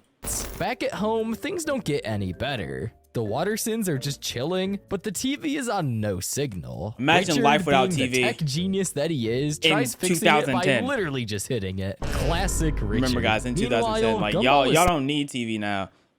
Imagine life with no YouTube, guys. Still glitching, and he doesn't know why. He tries to make it up to Darwin for calling him ugly earlier, but this backfires horribly because now Darwin starts glitching and looking really weird. And when Gumball points this out, this upsets Darwin even more. It's really strange how only Gumball is able to see these glitches. And then it gets even weirder. The show itself starts to break. Have y'all ever lagged in real life? Random, characters swap voices, objects. I remember one lag spike. I ended up kicking a child, bro.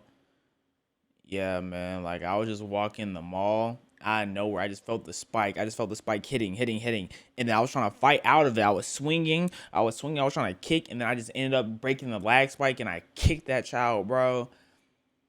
He was unconscious for like 3 hours, man. That was sucks. Start disappearing and reappearing. Things just start getting really weird. They continue to argue until Richard sees that they're upset and offers to go get him an ice cream. I mean, them an ice cream. Yeah, Richard just wanted ice cream. This all seems normal until their reality starts absolutely breaking and just randomly glitching around different time zones. They even teleport into a part of time where Who Richard has the isn't most even driving aura in the car. Wattersons? At this point, the glitches gotta are be Nicole. actually apparent to Darwin, and It they're gotta be Nicole. experiencing all this really weird, uncanny stuff together. And after a bunch of really strange things I did not need to see, they end up back at the mall where it all started. Where it turns out, the whole episode was just one massive fourth wall break. Gumball and Darwin find out that they're actually just TV show characters. Imagine living your whole life to just— If you found out everything you had going on was just fake and was just a view for other people's entertainment,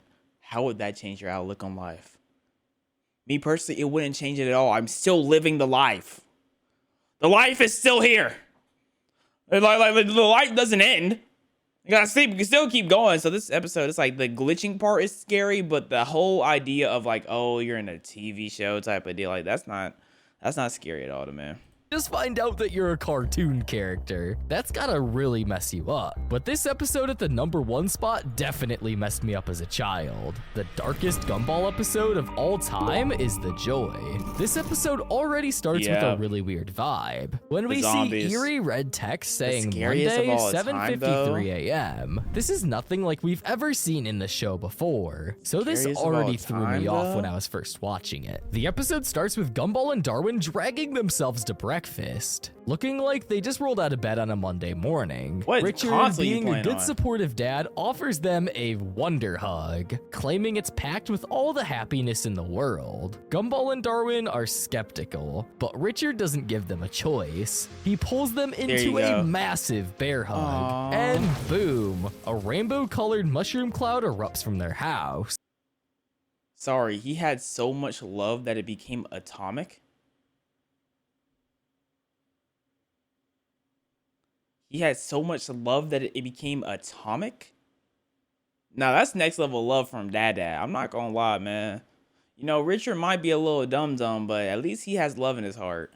Yeah, things just got pretty weird. They then go to school, where they see more of this suspicious red text. Miss Saman is monitoring the school's cameras, getting pleasure from all the typical Monday misery of her students. But then she spots Gumball and Darwin. Like, her and chest they're pisses me smiling off, on man. a Monday? Unacceptable. So she barges into the classroom to find Gumball and Darwin on a full-on auto-tune singing mode. Stop begging me to stop! But my heart! Miss Saman is horrified. To her, this isn't joy. This is a disease. Exactly, bro. Determined I'm to not gonna contain lie. this- I wasn't with her, but now I heard the singing. I agree.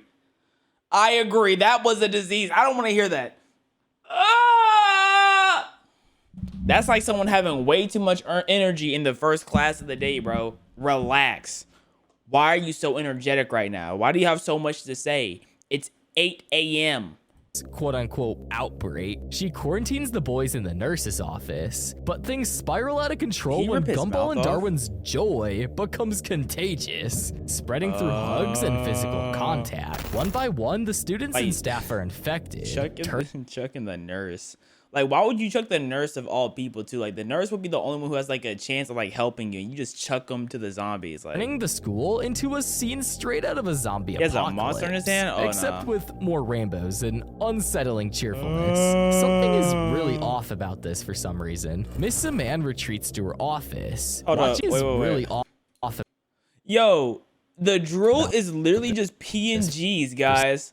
Like, look at how it's edited on. It's literally a PNG. You can see it actively moving like the head. Unsettling cheerfulness. Something like, is really look at her mouth. Really off about. It's not on her mouth. Like, it's. Yo, that's hilarious. That's hilarious. You can see it like shuddering, trying to track its face. Miss Saman retreats to her office, watching in horror as the joy virus spreads. Desperate, she discovers that playing Beethoven temporarily calms the infected. Armed with a Beethoven and not Mozart? See, that's how you know the show just on some BS. Like, why would Beethoven calm down anyone infected? If anything, it would just infect them with stupidity. Mozart on top. Wolfgang Asmodeus. Like, you can't touch him! cassette player, she navigates the chaotic halls, trying to avoid the overly affectionate horde. But her efforts are all for nothing, as Gumball and Darwin corner her, and despite her attempts she died with the people she loved most. Isn't this, like, just so iconic? You know what I mean? Because, you know, she loved Gumball and Darwin, and they just dying together. I knew she wouldn't rather die any other way. Fend them off? She's overwhelmed. And in her final moments before succumbing to the joy, she records herself declaring, the story has come to a happy ending, before bursting into manic. See, look, I told you, she's just having the time of her laughter life. And rainbow liquid spewing out of her mouth. They all got no, rabies. This didn't even turn out to be a dream or anything. So I guess this actually happened in the show. Yo, you know what probably happened, bro? Rob probably reversed this. And that's the reason why, like, they're not infected the next episode. Y'all should be thanking Rob that this didn't become the permanent of the the permanent end of the series. What if this was just the last episode? The creators of Gumball just got tired of making Gumball, so this is what they made. That would be that. I'm not gonna lie, that would be fire. That would be fire. It would be so bad for a viewer, but so fire overall. No, the fact this didn't get a proper ending just adds to the uncanny nature of the. Or the girl was hallucinating. I mean, I guess, but that would be so whack. This episode. Well, those were the 10 darkest Gumball episodes. I just started the channel and I have so much more insane content. They weren't really dark. Like, when I think of dark, I mean, like, from the watching experience. Like, I'm watching, I'm like, ooh, shiver me timbers type of deal. Like, only like a couple of them were like shiver me timbers, but overall, if you were to place yourself in their situation, like, a few of these are really bad. The zombie one isn't really that bad because I can imagine a bunch of kids out zombieing me. You know what I mean? Like, Gumball and Darwin are zombies. Hold this foot to the face. Like, I'm not worried about no cat and fish tandem duo. I'm stomping them out. But hey, that's just me. I'm just built different, unfortunately. So y'all can't relate. Regardless, amazing video, Gumball universe. Dropkick the kids dying lifestyle. I'm giving those kids a mean knee to the neck.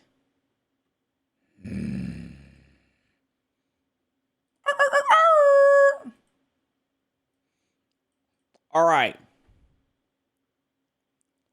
You're getting beat by Darwin. I promise you, Darwin cannot touch me. I promise you, Darwin can't touch me. Darwin wish he could touch me. But I am Waka Waka Moon V2. And Darwin just has not ran into such a mastermind like myself.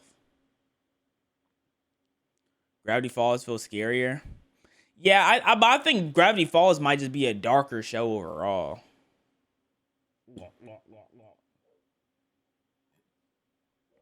But I could be wrong. Like, cause the whole premise of Gravity Falls is pretty deep. But you know, it's one thing Gumball can do that Gravity Falls can never do is come back. Drop another season.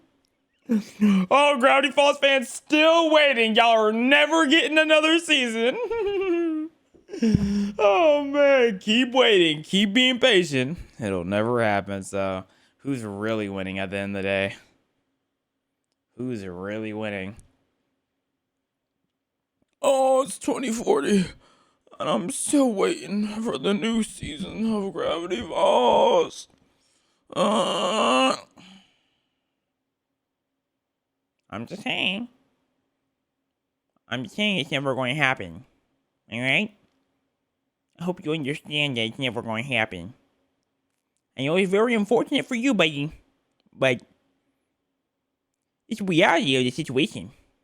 All right, bud? All right, bud. I'm glad you understand. Why is Waka age regressing? That's a crazy pool. That's a crazy pool. Source of words. Assortment of words. Pushing 40. Man, not like you can't be 40 and a great voice actor. Like, why are you saying that? Like, why are you saying that like that? Like, yeah, like you can't be 40 and one of the world's best voice actors to ever do it. Like, are you jealous? Because you seem to have a little bit of jealousy in your heart, a little bit of envy. You have a little bit of envy. That was garbage. Yeah, I'll give you something that's garbage. Garbage.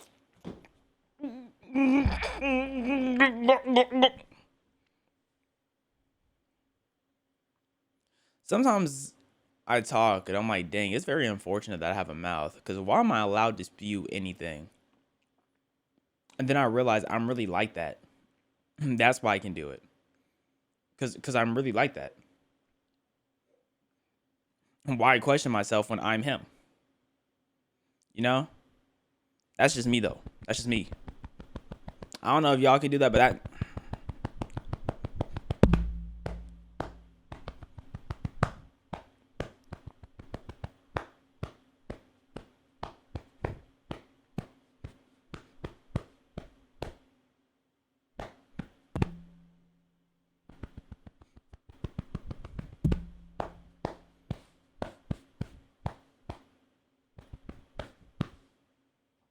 Let's get into the plot. Bro's imagining his glory days. The most painful cave deaths ever. Mossdale Cave Incident. It was June 24th, 1967, Mossdale. and 10 cavers were about to enter Mossdale Cavern to help clear Okay. some of the deeper passages and map them out. Oh, dang. So wait, they were caving and they weren't caving like for fun? Like they had a job, a duty? Oh, that sucks. That sucks. Losing your life on the job. 2 leaders of the group had already explored this cave before, which reassured everyone else. This particular cavern was known for its tight spaces and the very few areas where a person could fully stand. After a few hours inside, were they 4 allowed of to the be? cavers realized how difficult the cave actually was and decided to return to the surface. They noticed Only a cloudy 4? sky, but nothing seemed out of the ordinary. The remaining cavers continued their descent until they reached the far Marathon Passage, which measured only 18 inches by 12 inches, with a small stream of water flowing along the bottom. 18 by 12 inches? Like, you're talking about like from shoulder to shoulder, you have to be less than 18 inches? Dog, what? You better be petite if you're going in there. Like petite. Huh?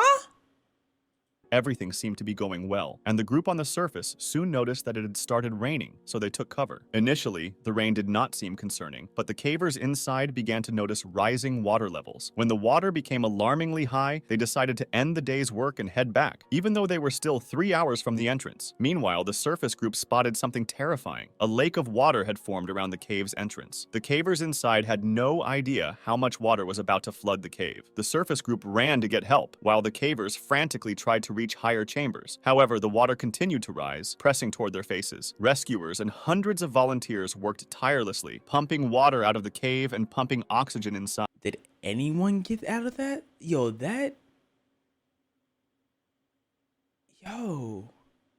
I guess they never thought about the thing actually flooding. I guess I could see how that slipped the minds, but if this is like professionals and you have higher ups, like I guess it is 67. Wait, no, it's not. Is it? Wait. When did this take place? Mossdale Cave Incident. It was June 24th, 1967.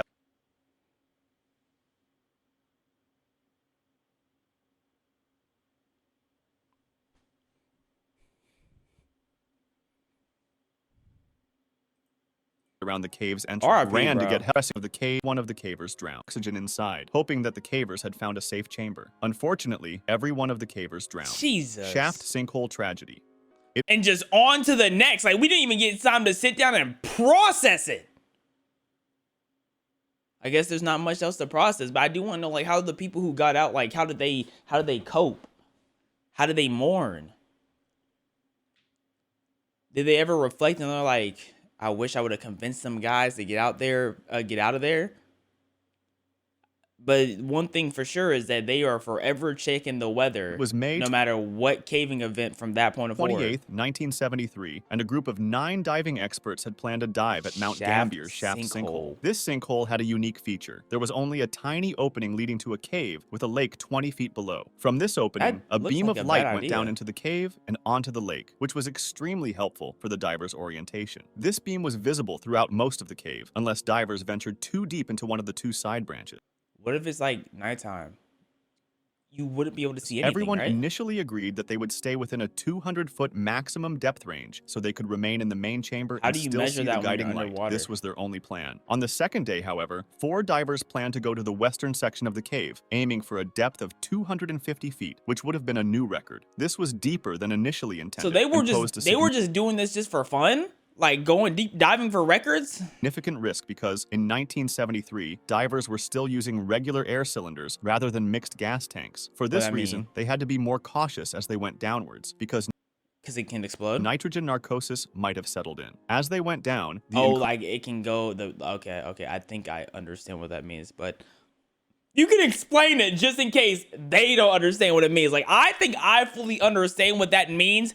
Let them know. You know what I mean? Like, cause it's hard for me to break it down. I'm a genius. I'm an intellect, and I know so many words that I can't lower my speech and my vocabulary to explain it to them. You know what I'm saying? Just so what is that narcosis nitrogen mean? Increasing pressure would have pushed the nitrogen into the bloodstream, producing a state of consciousness that is similar to when people are drunk. He was able to do it so easily, bro. Like, I just wish I could lower my vocabulary down to the y'all level like he could. Like, mind that these divers were not very experienced in cave diving. They were more accustomed to standard open water scuba diving. This added even more risk to their plan. They started going downwards into the western section of the cave, and one experienced diver noticed that nitrogen narcosis was kicking in, so he immediately went back out. Several of them followed him and went back to the surface as well, but 4 of them kept going, determined to set the record and get a quick look before resurfacing. After a minute or so, the group at the surface became concerned, realizing the 4 divers would soon exhaust their air supply. A few returned returned to the cave to find them, and they discovered a flashlight and a camera on the bottom, but no trace of the divers. There was a problem that we haven't yet mentioned: silt. The movements of the 4 divers stirred up the long settled silt into a sand cloud that would take a lot of time to settle back. This reduced visibility to less than an arm's length, removing any hope for orientation for the underwater divers. Without being able to see anything, oxygen running dangerously low, and nitrogen narcosis kicking in, the 4 divers drowned.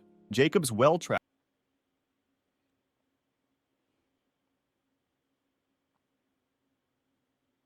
But you can't, like, I was thinking, like, does that record really mean that much? But to some people it does. Like, it is that important to them.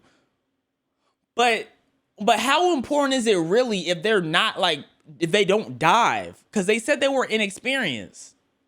There's no way that record could have been important if they never been, like, really diving before. This is their first time, like, diving. You know what I mean? I don't know, bro. That's being the teammates that survived, though, it's like, bro, those were my besties. How did I not convince my besties to get out of here, bro? Tragedy. It's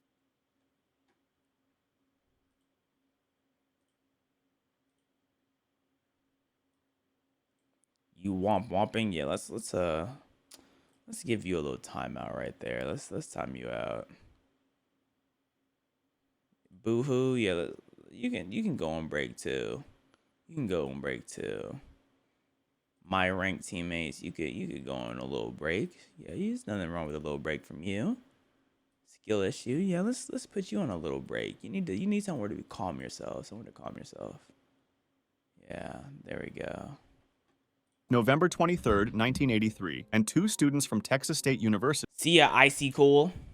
Tragedy. It's November 23rd, 1983, and 2 students from Texas State University, named Richard and Clark, are about to enter Jacob's Well, an underwater hole that leads to an underwater cave. Jacob's Well sounds like if I saw on the hub, I might have to give it a click. Out of curiosity. This hole seems relatively shallow, around 25 feet, and many people try to touch the bottom and then come up. However, this is just a deceiving appearance because it actually leads to another underwater cave with 3 chambers. And they didn't the know first that? 2 are relatively open and easy to get it? through, but the third one has a really small squeeze to get into it. If you manage to squeeze through, you'll enter a room that is 10 feet tall, and you'll see a really small hole at the farthest edge, too small to pass through. This small tunnel was just 2 feet in diameter, and 2 years prior, 2 people died in it because after they managed to get through, a rock slide filled with gravel blocked them inside. Now, getting back to our 2 students, they were fairly experienced in normal diving, but not in cave diving, and they were trying to get their instructor certification in open water diving. Their instructor, Don, was an incredibly skilled and experienced diver, and he was the one who removed the 2 bodies we just talked about. He used to constantly warn everybody to stay away from Jacob's Well since it's deadly, and he even tried to cover up the small hole that leads to the 4th chamber Don with some cement, but other divers reopened it and left a message that said, "You can't keep us out." Don himself almost died in Jacob's Well. When he Like, what? Guys, I want to save your life. You can't save us! I want this! I want death! I wish for it! Grant me it! You can't save me! So don't even try! Like, what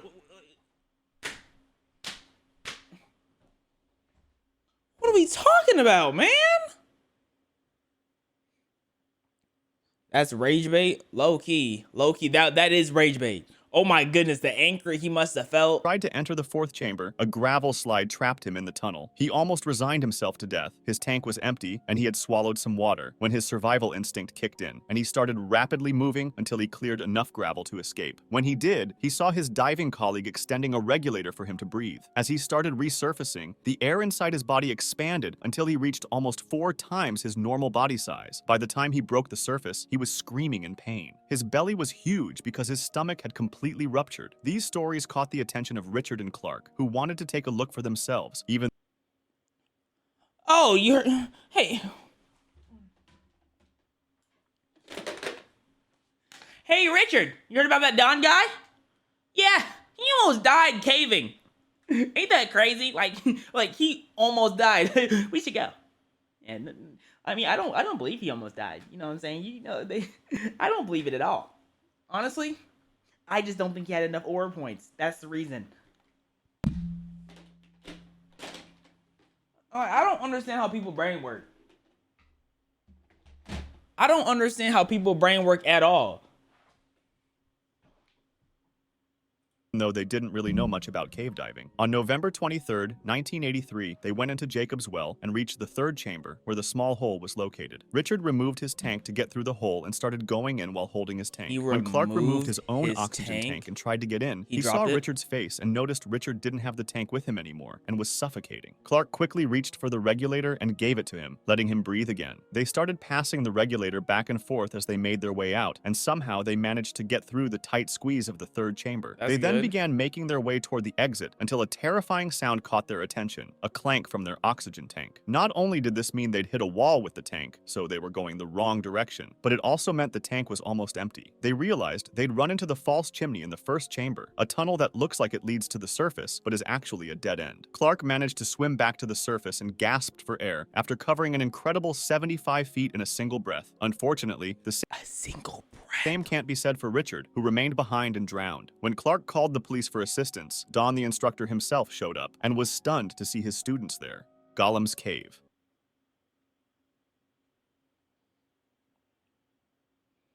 And like, bro couldn't even lecture him. Like, cause he's gonna be like, what do you say to your students in that situation? I told you not to do this because I almost died. Y'all went and did it and one of y'all died? Like, why didn't y'all listen? clearing 75 feet in one breath throw? Though, like, he's a maniac for that, but he probably also got the last bit of air. Like, I think he's the one who had the tank on. Like, why did they had to take the tank off? Did they normally take the tank off when they were diving? Like, that was normal to them? Oh, let's take the tank off? So no, that's ridiculous, bro. I'm not gonna lie. It's August 18th, 2005, and a group of 5 friends decided to venture into the Gollum Cave, also called the Cave of Death because of how dangerous it was. They reached the entrance at 3 a.m. They're going into a cave called the Cave of Death. One of the friends decided to wait for the others outside. They encountered their first problem when actually trying to get in, as they had to crawl through a small pool. You can't imagine the guilt of the friend who survived. That's one thing, like, yo, every night, you're never forgetting that. You'll never recover from that at all.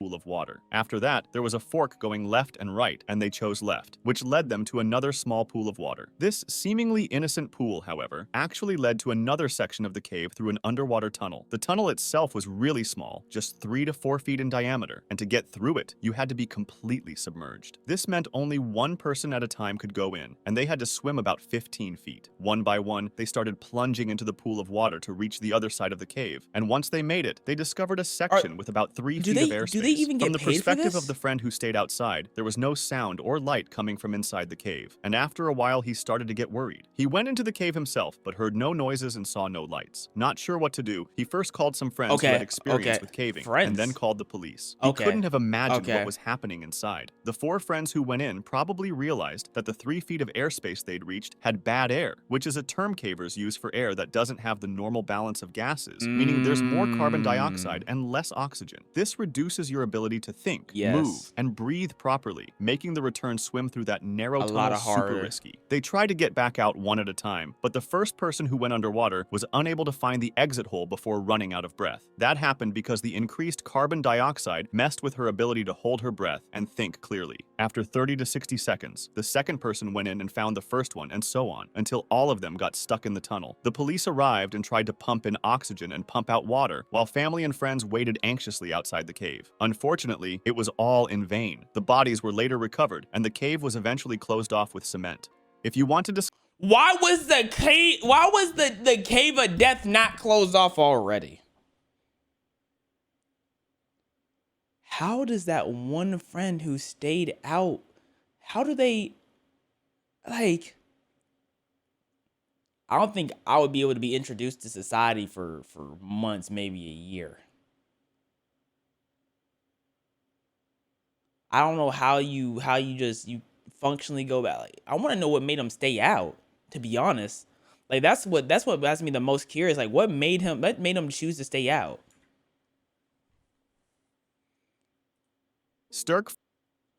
Most painful cave deaths of all time. Sterkfontein Cave Incident.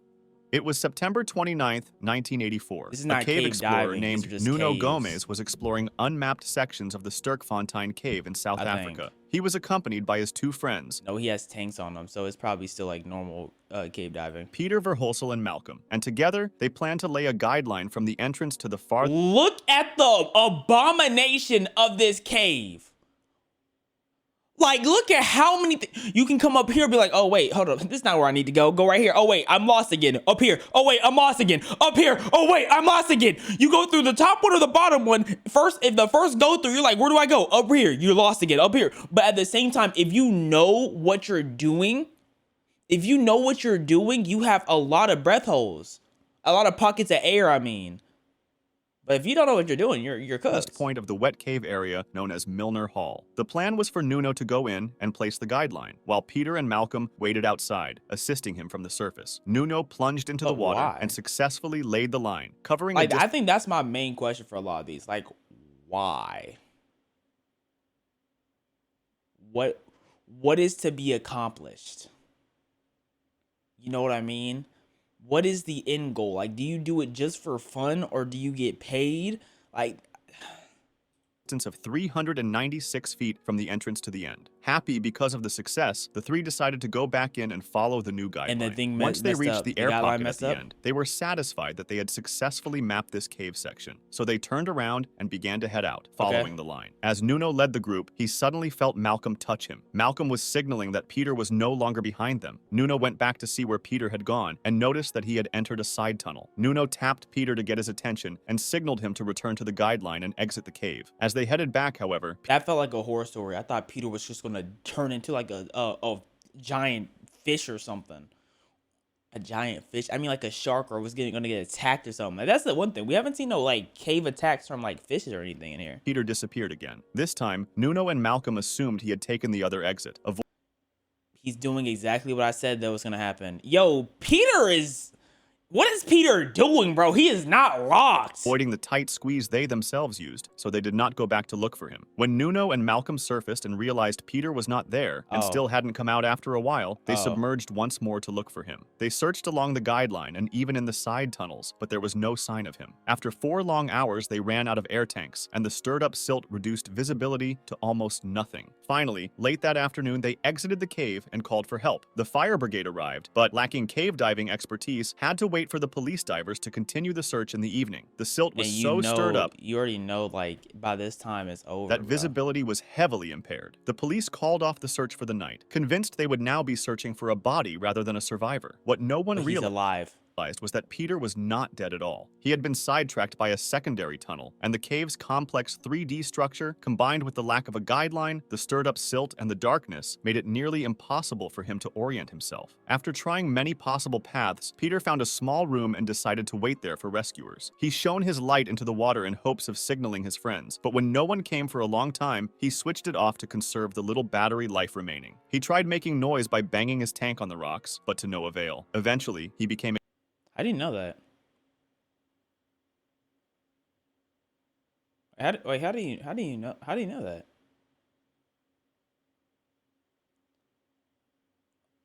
Like, I guess the air tank had dents, so that was obvious. The flashlight was dead, so that was obvious. Exhausted, fell asleep, and lost track of time. After that first night of searching, the police closed off the cave so no one else could enter. Unfortunately, the silt took a long time to settle, so visibility remained poor. Convinced Peter had not survived, the police decided to wait a full week before resuming the search. On October 6th, Peter got hoed.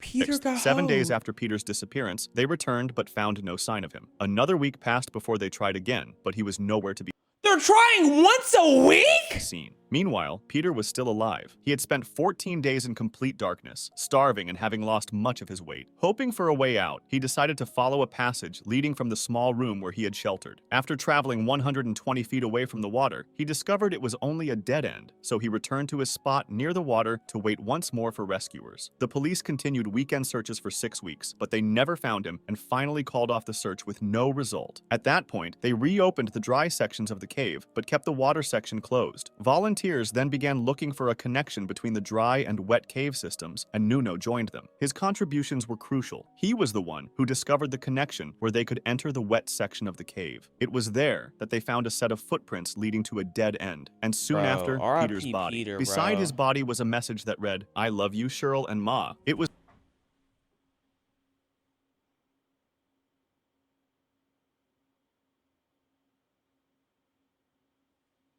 Oh nah. Okay, nah.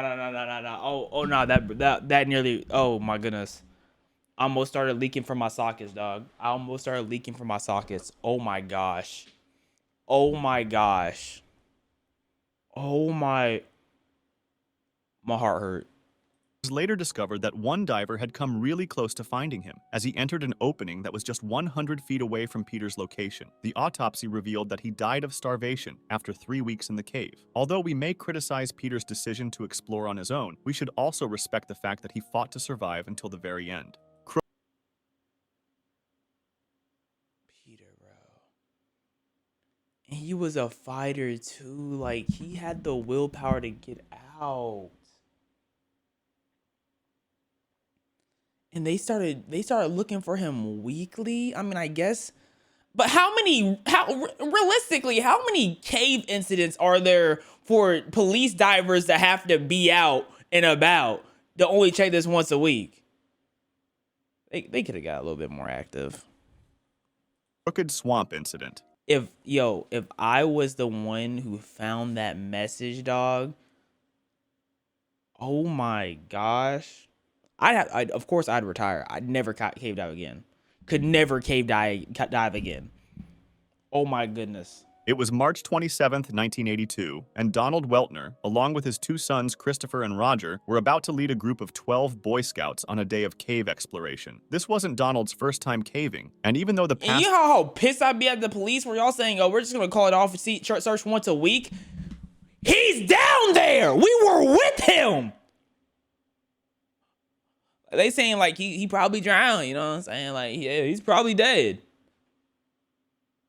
Police officer, I know you saw all those air pockets. There's places for him to be at. Passages in the Crooked Swamp cave system were notoriously narrow. He wasn't too Imagine concerned. he had kids. I'm not gonna lie. Cave diving with kids, that wouldn't make sense. It's like mountain climbing with kids. What are you mountain climbing with kids for? Like, there's some things that should just stop once you have children. Donald was bigger than the other participants, so if he could get through, the rest of the group could too. At 2 o'clock, they entered the cave through its 16 by 20. Wait, hold on. Let me go back and, because am I seeing a bunch of child Boy Scouts going in caves? Let me lock back in. It was March 27th, 1982, and Donald Weltner, along with his 2 sons, Christopher and Roger, were about to lead a group of 12 Boy Scouts on a day of cave exploration. This wasn't Donald's first time caving, and even though the passages in the Crooked Swamp cave system were notoriously narrow, he wasn't too concerned. Donald was bigger than the other participants, so if he could get through, the rest of the group could too. At 2 o'clock, they entered the cave through its 16 by 28-inch entrance and stopped in a room inside. Donald was on the eastern— Why would I want to be in place where they're scouting boys? I know how y'all get down. Side and noticed several smaller tunnels leading from the room. However, because they weren't sure which passages would be too narrow, Donald decided to check one. It involved a tight squeeze but appeared to open to another section, so he tried to push through. The squeeze measured 18 by 20 inches, so tight that he couldn't move his arms backward or lift his head to see ahead. He was followed by his sons, and while moving forward thanks to the mud making the terrain slippery, Why would he move forward if he just got stuck? He just got stuck. Why would you move forward? Reported back to them what was happening. Everything seemed normal until something unexpected occurred. As he pulled himself along, he realized the ground below him was disappearing. Donald slipped down into a tight crevice, and the slick mud prevented him from stopping his slide. His hands were trapped, leaving him no leverage to pull himself up. Making matters worse, the path angled about 30 degrees, so he had but they said that he traveled around these parts before. Like, not this. Why would you go on a course you're not familiar with? Especially if you're leading a bunch of Boy Scouts. Why are you exploring with the Boy Scouts? I'm confused. To fight against gravity. The crevice was just 5 inches wide, and the slippery mud caused his body to settle more and more. He told his sons to pull on his feet, but after several failed attempts, he told them to get the other adult in the cave, Jim. After a while, Jim also realized they wouldn't be able to free Donald on their own. Donald explained that some rocks had loosened when he slid and were now wedging against his body. Each time they tried to pull him backward, the loose rocks would slide forward and block the passage. Jim exited the cave to call for help. Cave rescue specialists and the police arrived, and because only one person could squeeze into that narrow space at a time, they tried using ropes to free Donald. This didn't work either, so they brought in tools to try breaking some of the rocks. However, given how tight the space was, hours of work led to only small breakthroughs, and Donald's situation grew worse. He was thirsty, hungry, and in a very cold environment, so hypothermia was a major concern. The cavers considered think about the temperature of caves. Entering from the other side to give Donald food and water, but they found that the passage leading to where he laid was Is that lava? Extremely narrow. Only 2 very small cavers, sisters Lynn and Nancy Taylor, were able to fit, but even then, they couldn't reach Donald's head. This meant there was no way of delivering supplies, so rescuers had to act quickly. They decided to dig from above ground, down to where Donald was stuck. The process lasted all day Sunday, getting them close to the required depth. Unfortunately, though, they were about 12 feet away from Donald's position, so they needed to dig laterally. Meanwhile, Donald began giving only grunting responses, which indicated he was likely suffering from hypothermia. On Monday morning, as 2 days passed from when he got stuck, the digging continued, but the team encountered a Wait, what do you mean Monday morning? They took a break? Like did they take a break? Like I don't like they didn't take a halftime break, right? Like maybe I think maybe he just like the way he worded it was weird. Like cuz I know they didn't take no halftime break. Extremely hard bedrock layers that were impossible to dig through. What do you mean bedrock? That's supposed to be in the negatives. The negative X's or Y's. That's supposed to be how we at bedrock already? Oh, nah, bro. Like that, like it literally just it's like this it's like this part of the cave was specifically made just to trap. They had slippery mud that you couldn't pull them out. You had bedrocks covering the other way, and then one way is too narrow. Like this was made so it couldn't get. At this point, they weren't sure if Donald was still alive, so they sent a nurse into the cave with a handheld Doppler machine to see if he still had a pulse. She couldn't detect one, but this wasn't definitive proof of death, since she only had access to his very cold legs. Sometimes, the body's core organs can continue functioning after the extremities have stopped. Bro got extremely unlucky. He got a very... registering a pulse. Seeing how quickly Donald's condition was deteriorating, rescuers started using their most extreme tools, including dynamite, which was extremely risky but appeared to be the only option left. On Tuesday morning, they finally managed to reach his location, and a doctor was sent in immediately, but as many feared, Donald had died. It took an entire day to retrieve his body, and an autopsy later confirmed he had succumbed to hypothermia sometime between Sunday night and Monday morning. Following his death, the cave system was restricted to limited access. Agent Allwed incident. Limited access to who? Like, who has access to it? Why do we need that cave? What benefit does it bring? Roger Solari and Martin Farr, aged 26 and 23 respectively, wanted to map out the Agent Allwed cave system in South Wales. At the time, John Parker, another explorer, had abandoned the mission after discovering a third son. You know what? Let me just look up how much cavers get paid. How much do cavers get paid?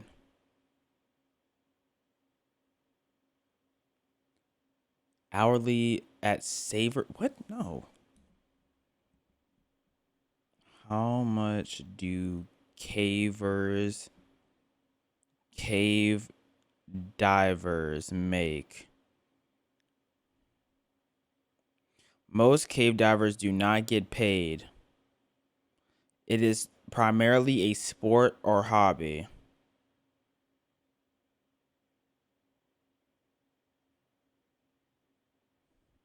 Okay. All right. So they're just doing this. They're just doing this for the love of the game.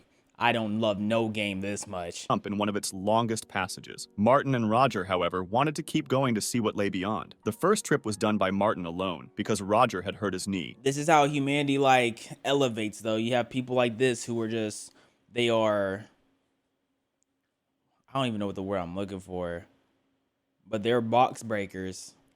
They're door kicker downers. Like they are the ones who help progress the world, making it extremely dangerous for Martin to continue solo. A lot of people Reaching the pass third sump was a feat in itself, since the route was not only tortuous, but also extremely long, lasting for hours, as the first sump was about a mile into the cave. The first two sumps measured only 249 feet and 82 feet, so Martin passed through them relatively easily. However, the third sump was much longer, and nobody had fully explored it yet, so Martin could only hope he had enough air to reach the end. Fortunately, he managed— What do you mean you're relying on only hope? —to swim through it, about 850 feet, and on the other side he found something else interesting, a zigzagging passage roughly 1,800 feet long. We're going back now, sump. right? Nobody had known about this fourth sump, and Martin realized he probably wouldn't have enough air to explore it and then return. He spent the next 4 to 5 hours heading back out, planning to wait 4 to 5 hours?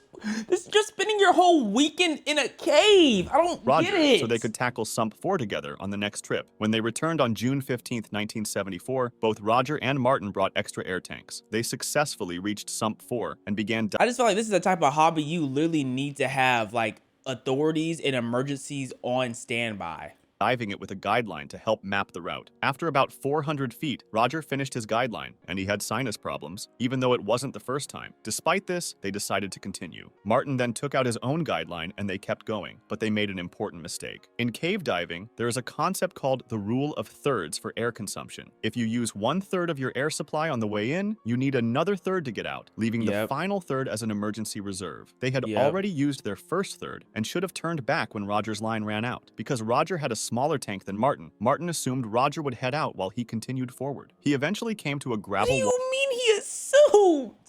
We're making assumptions? Wall of rock, which could have indicated the sump was ending, and possibly an air pocket. By this point, he was well past the halfway mark of his tank, so it was becoming extremely risky. He pushed on until he reached solid rock, confirming there was no air pocket. Spotting a passage to the right, he Bro, he's literally operating off of hope and vibes. He's like, oh, well, there might be an air pocket up there. I'm about to run out of air, so I'm hoping there might be an air pocket instead of turning back.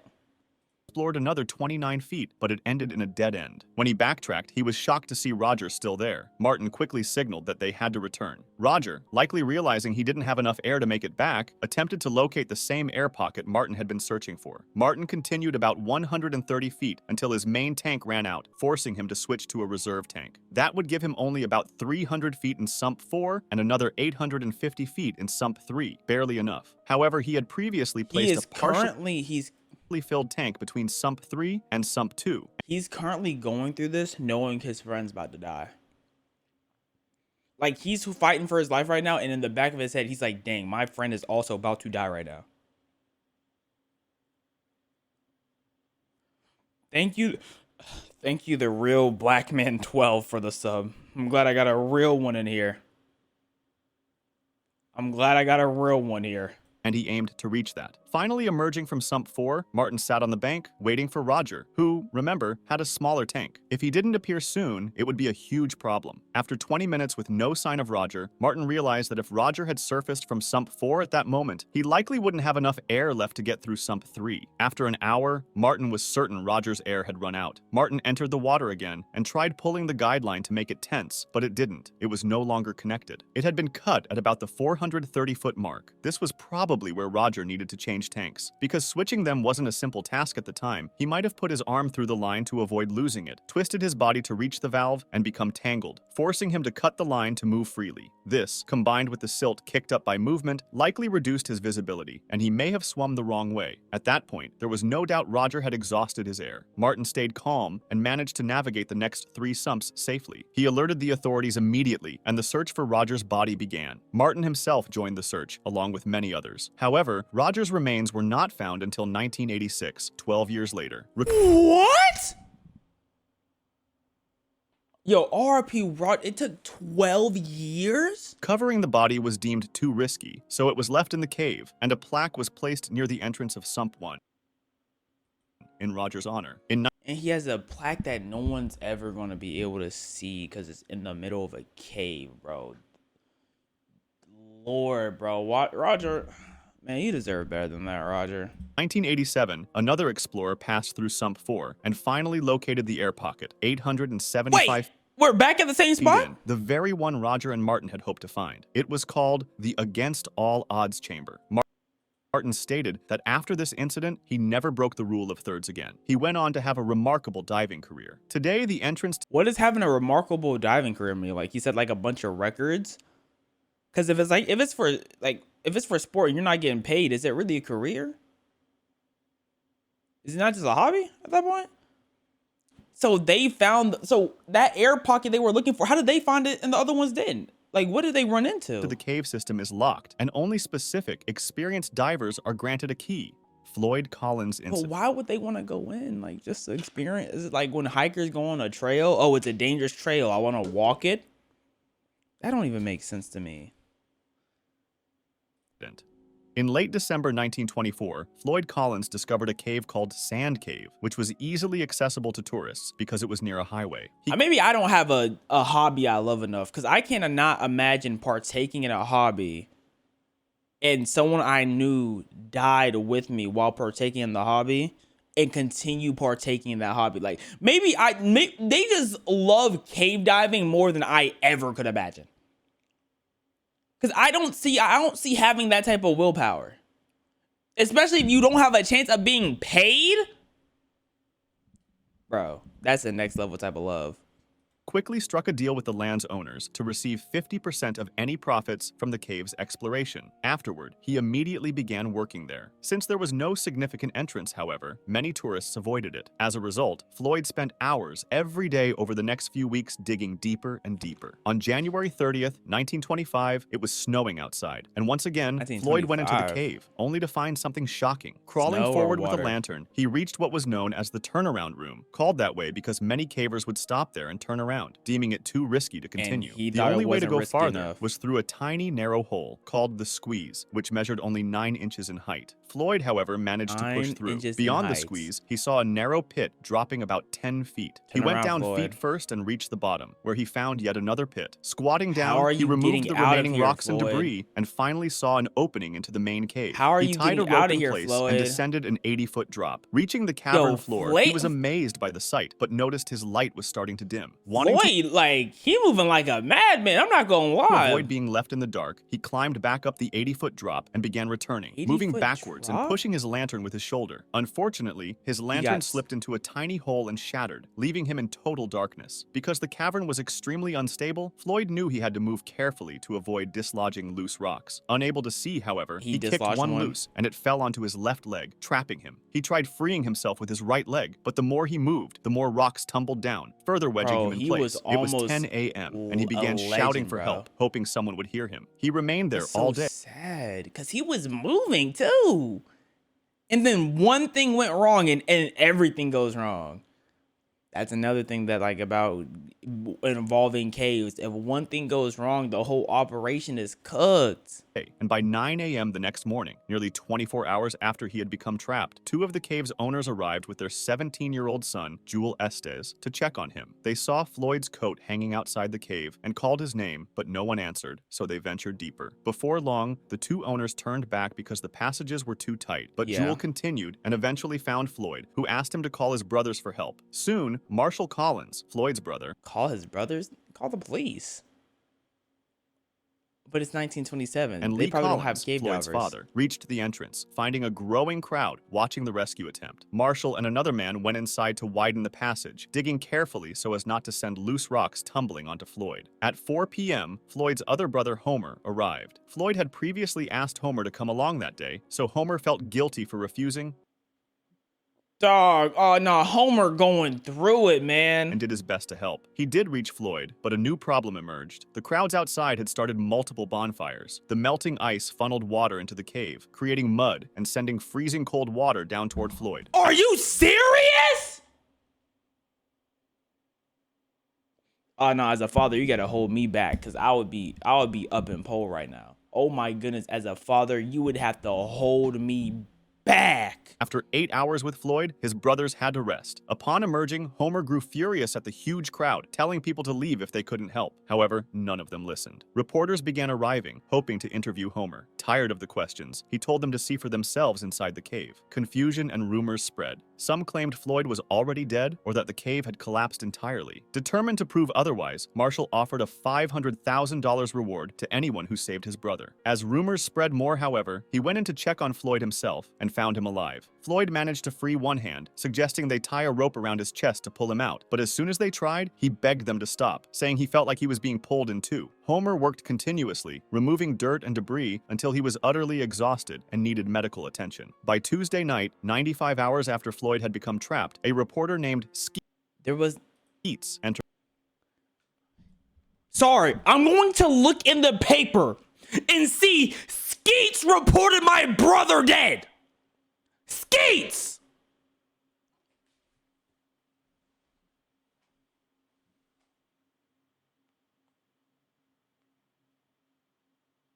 What do you mean 95 hours? So they had no type of cave diving police anything. Even though it's 1900s, people mine all the time. There's miners everywhere. But there's no professional miner who could go into a cave like this and help. It's just Homer. The cave and installed a light bulb near Floyd. While removing rubble, Skeets exposed more of Floyd's legs, but still couldn't free him. His story and interview with Floyd were published, drawing even larger crowds. Of course they were published, of course. Crowds. Hotels nearby were filled, Of course. and at least 1,000 people gathered around Sand Cave. All this activity further weakened the cave walls, putting it at risk of collapse, though nobody realized it at the time, as everyone was rooting for Floyd. So you're telling me the crowd is what killed Floyd? You're telling me the crowd killed... They put the water there. They're collapsing the cave. At hour 123, the entrance to the pit collapsed, blocking... I'm pissed. I'm getting pissed. Because they're just there. They're not providing nothing. They're just there. I need to go pee.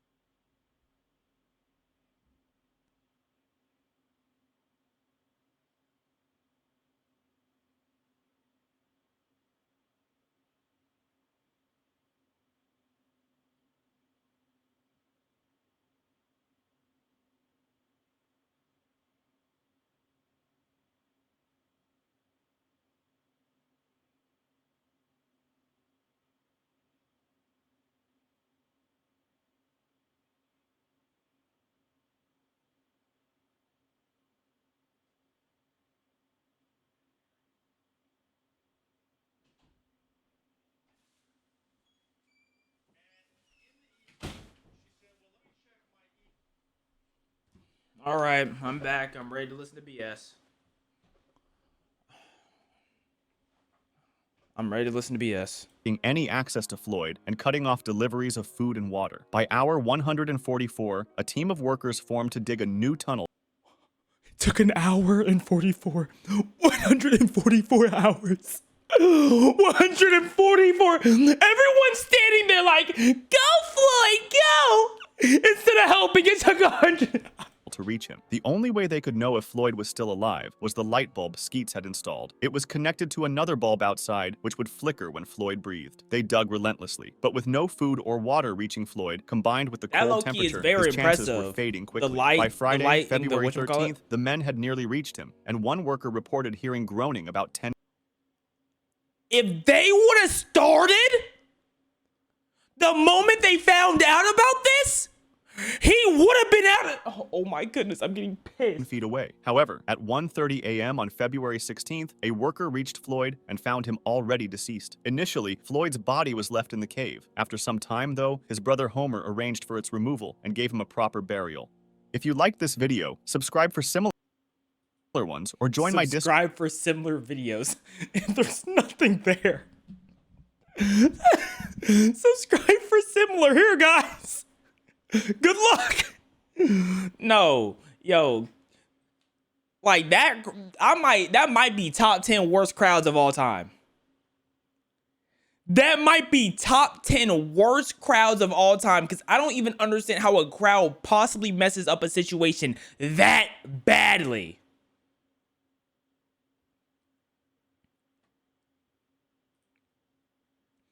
Amazing video. The Paint Explainer.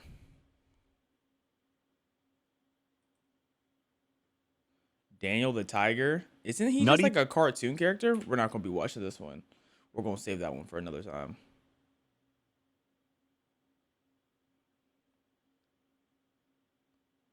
Okay.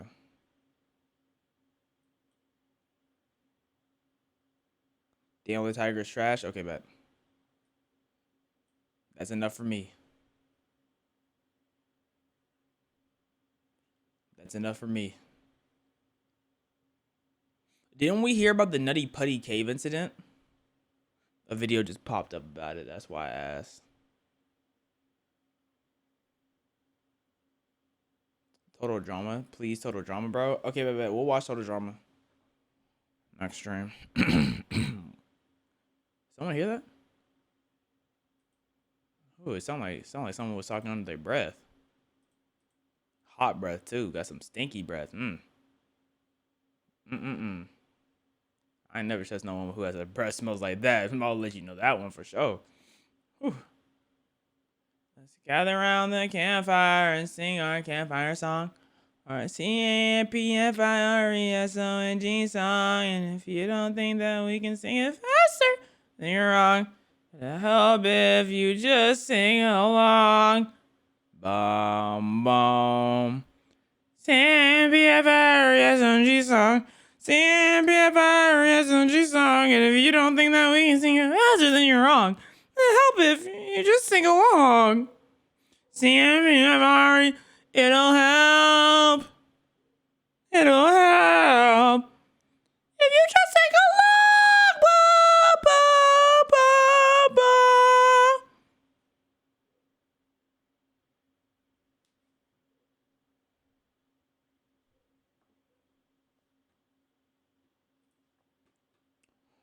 Why do we fear the Uncanny Valley? Take a look at this image. Ooh. How does it make you feel? I accidentally was talking the same as him. Bewildered, maybe? Dog. This is the uncanny. Okay. Showed me Skibby Toilet and thought I would be bewildered. Okay. Hold on.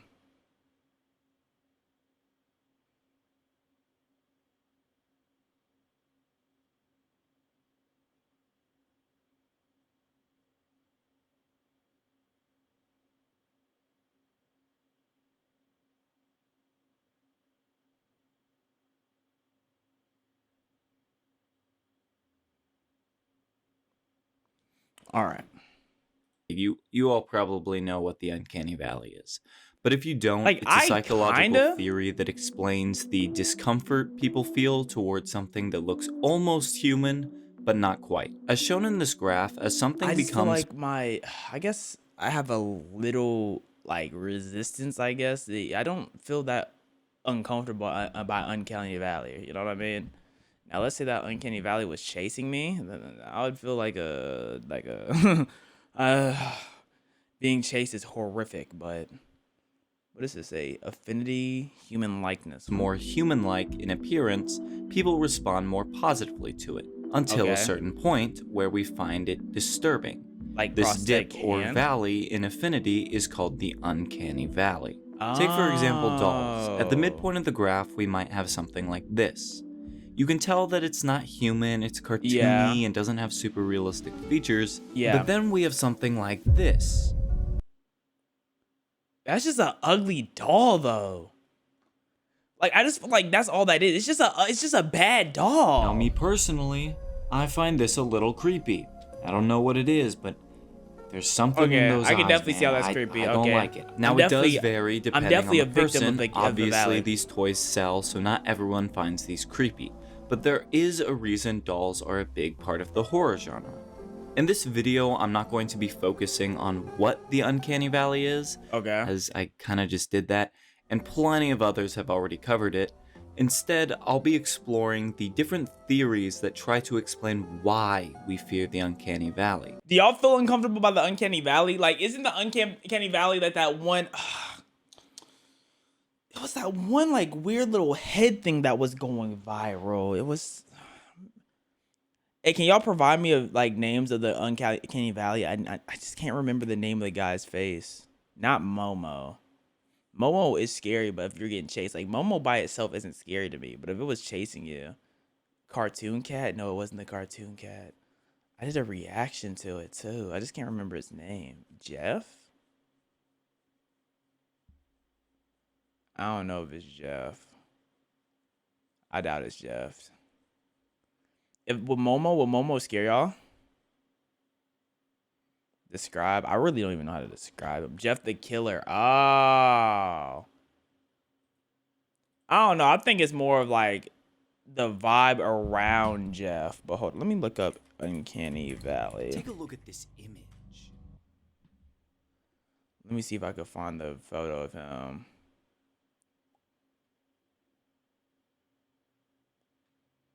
I'm trying to. Here it is. Him. Like, is he Uncanny Valley? Because he's not that scary to me. Like, that's an example of Uncanny Valley that I didn't understand why people viewed it as scary. What in our evolutionary past or psychology gives us this fear of things that look almost human? Will we uncover the answer? Well, you'll have to stick around to find out. Okay, Thanos. As we dive into the mystery of the Uncanny Valley. Where's the intruder? Oh, that was creepy. Some of these are just creepy though. Like, you can't tell me that orangutan looking at you like this, like your lunch isn't creepy. You can't tell me that's not creepy.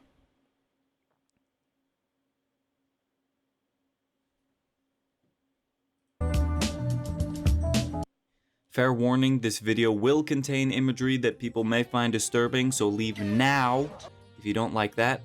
You know what? Actually, let me get this out of the way. Okay, that was the scariest one. Not that bad, right? Anyway, now on to the theories. The theory of mate selection suggests that uncanny features make us feel uneasy because our brains are wired to avoid potential mates who show signs of low fertility, poor health. And so Jeff the Killer looks like they're not breedable. And because Jeff isn't breedable, so is that just the fear of ugly? Is that what it's just a fear of ugly? W ads, you guys. W ads. Or weak immune systems. I can see how this could make sense. People have a natural reaction to others they would or wouldn't like to bedoingle with. More attractive people are received more positively in our minds, and less attractive people, not so much. I mean, look at modeling, movies, TV, even politics. A lot of it is cultural, sure, but our brains are wired to favor more attractive people. At the end of the day, Though I don't really agree with this theory. For one, we can find people of a group we aren't attracted to unattractive or frightening. Like, we can see straight dudes bullying other straight dudes for being unattractive. Or I guess in the case of the Uncanny Valley, a straight girl can find Momo scary. And for another... Like, look at that. So terrifying. Man, like, Momo is not... It just looks odd. But, like, if Momo came up to me and she was looking at me like, you know, like, that's one thing. But just looking behind the screen, that's not that scary. I mean, come on. You really think people are scared of these things because they don't want to do the devil's tango with them? Speaking of the devil... English, edited by Romeister. Religious spiritual theory.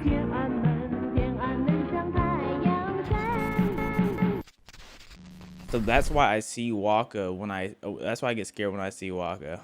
Okay. Alright. Don't get mad at me when I start upping Paul, matey. Many creatures from folklore and religious texts fall into the Uncanny Valley. Creatures like the Nephilim and the Devil from the Christian Bible, the Golem in Jewish folklore, or the Wendigo from Algonquin cultures. All of these are human-like creatures with something unsettlingly off. The Nephilim and Golems, for instance, are giants, larger-than-life versions of human beings. Yeah. The Devil has the form of a man, but with animalistic features, and the Wendigo, as described by Basil H. Johnston, has skeletal, there's so many different types of Wendigos. I don't know which one's like the actual like default Wendigo. As if it were a hollow shell of a person. A common theme in these creatures is the idea of soullessness or a broken soul. The idea that they are human-like beings but distinctly lack the sort of thing that would make them truly alive or human. Kind of like how I feel when someone says Mosasaurus or Pterodactyl's a dinosaur, which they are not. Anyways, Pterodactyl is a dinosaur. I don't know why he thinks otherwise. I don't know what type of buffoonery he's about to try to spit out, but Pterodactyl 100% is a dinosaur. I've talked to myself. But soullessness is also something we associate with robots or dolls. Human-like, but completely artificial entities. This theory, I like to call the religious theory, suggests that our fear of the uncanny comes from a deep-rooted fear of the soulless. Demons, fallen angels, golems. Beings that resemble us but lack what truly makes us human. That could make sense. Personally, though, just like the last theory, I'm not totally convinced. But It's not that I dismiss the theory because it's religious. Rather, I find it hard to believe that we fear something simply because it lacks a soul. After all, there's a lot more concrete evidence backing up other theories. Still, it's an interesting rocks don't have souls, and no one's scared of a rock. Theories that may be a little more convincing. I mean, we even live in a rock, you know? Music changed for copyright. Oh, that was gonna be like the next thing we went into. Predator? The predator theory suggests that there used to be human-like creatures that preyed on humans in the past. Similar to the religious theory, a lot of people associate things like giants, demons, mythological creatures, and cryptids. This is different from the mimic theory, though, which I'll get into later, as that these are just creatures that look like humans and are not intentionally trying to mimic humans. The only evidence people really have to back up this theory, though, is saying something like, "Oh well, so many cultures across the world have stories about humanoid creatures. They gotta be real, right?" You know why so many cultures around the world have humanoid creatures? It might be because we're human. Believe it or not, that might just be why. But I could be wrong. Maybe I'm tweaking. Bye, TV. I hate that opinion. We have stories about humanoid creatures today. A bunch of them. Take the rake, for example. There are people who believe this creature exists despite obvious proof of it originating on the internet. I don't think that on 4chan. Or Slenderman. 2 girls stabbed their friend over this guy. If you believe this theory, that I orangutan, don't blame you. It spread a lot across TikTok and Instagram, which, if you've seen my other videos, you should know is kind of a theme. Now I will say, there is actual evidence of humanoid creatures existing with our ancestors. They're called Neanderthals. Yeah. And other hominids. So now this is another theory people really throw count, around, though, right? the Like... other hominid theory, as I like to call it. The theory that we developed a fear of ancient hominid species because they look like us, but they're just not a us. little off, and we competed with them. It's not a bad theory. I mean, some of these guys do look a little freaky. Me personally, I don't find them that scary. Racism. But one of the main problems I have with this is, if we were so freaked out by these guys, why the hell do I have Neanderthal DNA?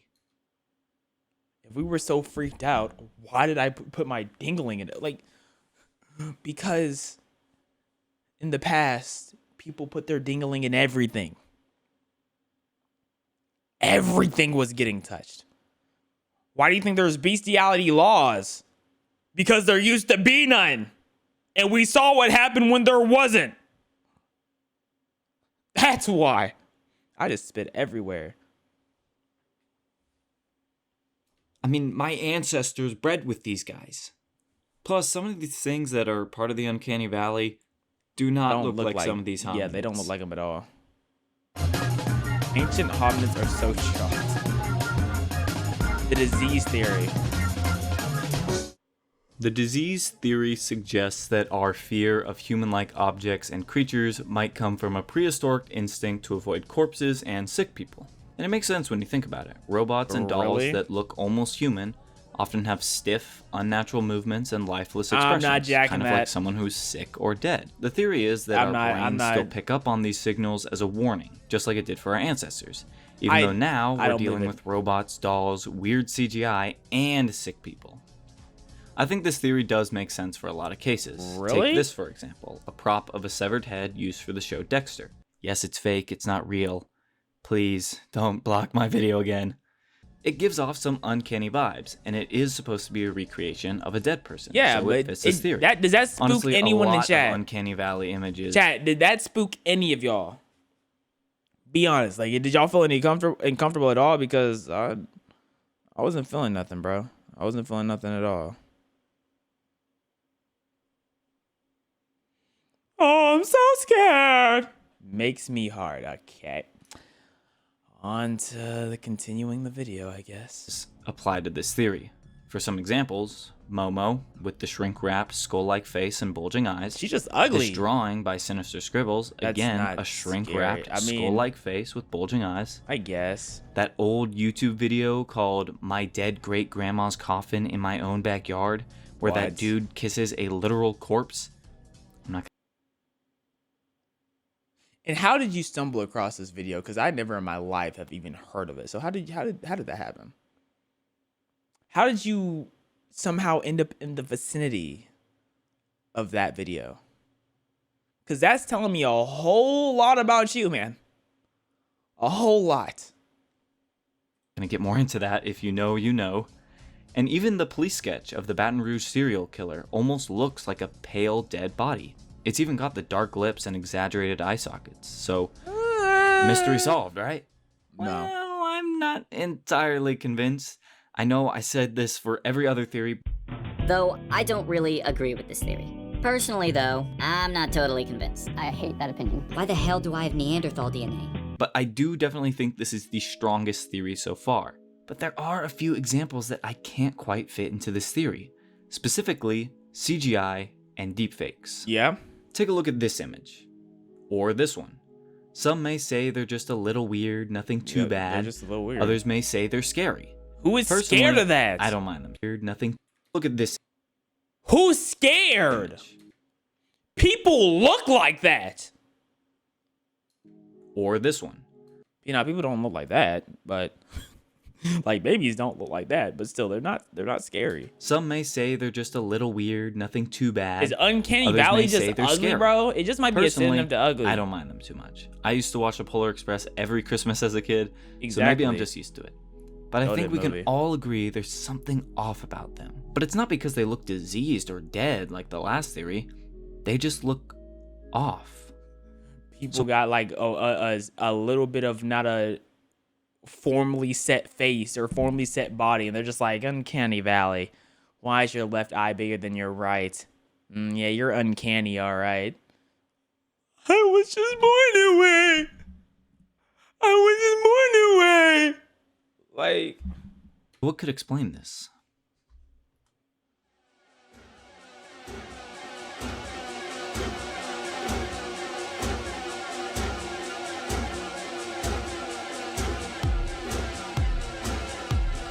The mimic theory?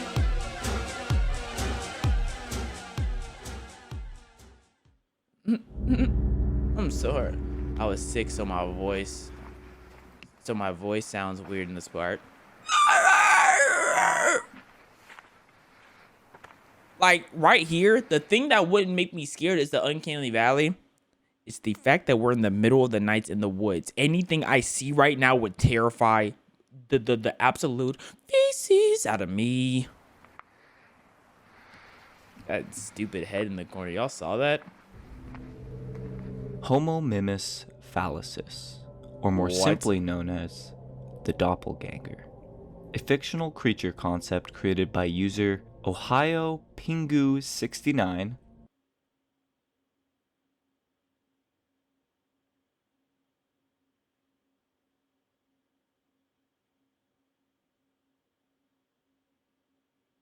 Be so for real, bruh. What a name. On r/speculative evolution. The doppelganger. Yo, is that's literally from Ben 10. Evolution. That's literally Accelerator. I mean, of course, Accelerator probably based on something else, but like, what about? The doppelganger is a mammalian creature that evolved a particular fancy for human flesh, and relies on it solely as its food source. Evolving in Africa alongside humans, the Thank you, Arson69 for the two food source. Evolving in Africa alongside humans, the doppelganger gained adaptations to help it hunt humans in the dark. A lanky body with long limbs that both helped it climb and reach speeds up to 50 kilometers per hour. Cushioned feet that absorb sound, and of course, a face that mimics that of a human. But would you be fooled by this? Probably not, right? Yeah, exactly. First off, anyone who saw this would not survive. 50 kilometers per hour. And they're in the vicinity where you can see their face and they're looking at you. Like, you're not surviving if you see this in the first place. Oh, I'm not trying to hear that. And if it did exist, nowadays, no one got a shot on it. It dodged every bullet. Everyone just has bad aim. I mean, it's got no eyebrows. It's completely pale. The eyes are a little far apart. Face is kind of curved like Poppy Playtime. Doesn't look too much like a human. But that's the point. This creature uses the confusion that the Uncanny Valley generates to bewilder its prey before attacking. Now, of course, this thing isn't real. But it's a good introduction. I find it's just like human nature. It's our nature to run like we don't think we can handle anything. Because what do you mean you see a human? Like, our reaction to a human who looks no bigger than 93 pounds is running away, when in reality, we could stomp it out. You know what I mean? Like there, realistically, most of us don't need to run from this. But human nature tells us to run. Like, our body is groomed to tell us to run away from everything. Built like Waka. Okay, now you're sucking me off while I'm having to pee. Like, what is this? Generates to bewilder its prey before attacking. Now, of course, this thing isn't real, but it's a good introduction to this theory as it distinguishes itself from the predator theory. This creature evolved adaptations to look like humans because it hunted humans. Things like Neanderthals and other hominids look like humans. Is there a horror game like that where like you have like a crew and one of the crew members are an imposter, and then slowly your crew members you're losing like crew members like throughout the whole game? Like, say you have a total of 10, 11 crew members, you're just slowly losing them over and over again, and you have no clue why you're losing them. And there's clearly an imposter in the group, so And then like in the game, you have like 8 people left, and you're just going on these one-on-one missions with certain people, and like your anxiety's on 10 every single time because you're on those one-on-one missions and you don't know who's gonna get you next. Or if we go the religious route, things like giants and folk creatures. Like, why is Among Us not a horror game? Don't look like humans to trick them. They just look like humans because that's how they were created. That is what distinguishes the predator theory from the mimic theory. Now, the first idea in this theory is that in our very distant past, as in when we were little rodent things or even earlier, there was something that adapted to look similar to us in order to trick us into trusting it and prey on us. Similar to the doppelganger mentioned before, but way further in the past, and we've just retained that fear. The second idea is that something in our recent past has given us this fear. So that would be crazy if, like, in our evolutionary line, something was built to feast on us. And we actually end up fighting them off, which is why they're not here no more. But they were built and they evolved to feast on us, and oh man. AKA something that is purposely, with thought, imitating humans. Obviously, the main idea of this theory is something supernatural, like a shape-shifting cryptid, or alien, or something like that. But it could also have relation to the other hominid and disease theory.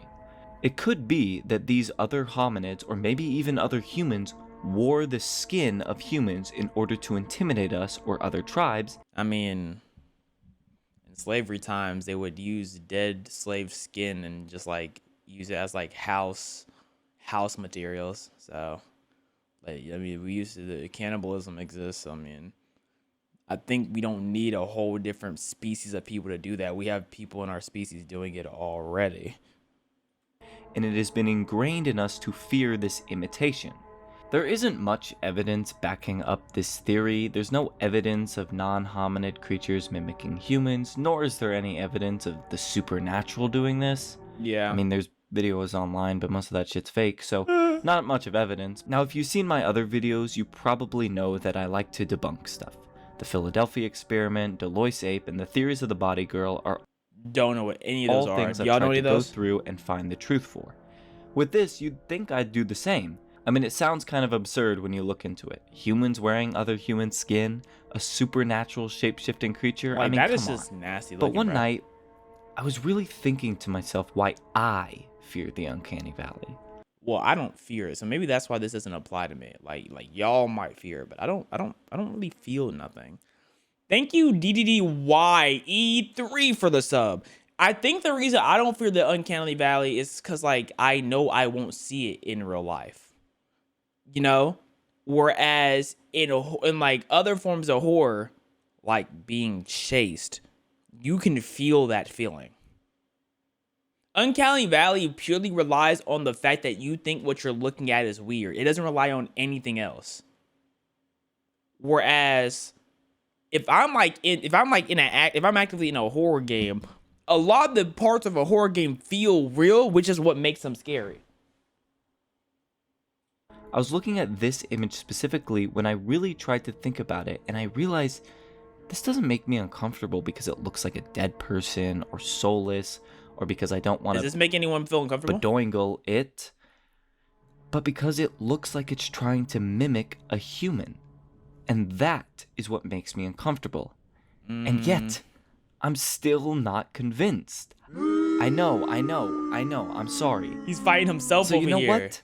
What? Enough of my opinions. Let's look at what the bars? science has to say. Oh, about it. science? Neurological uncanny actual outro. Okay, so I recorded and edited that last part before even writing this part.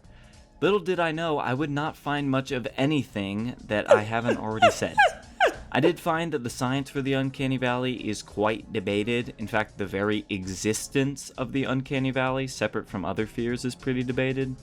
The most accepted theories by scientists seem to... That man was like, okay, let's get into the science. Wait.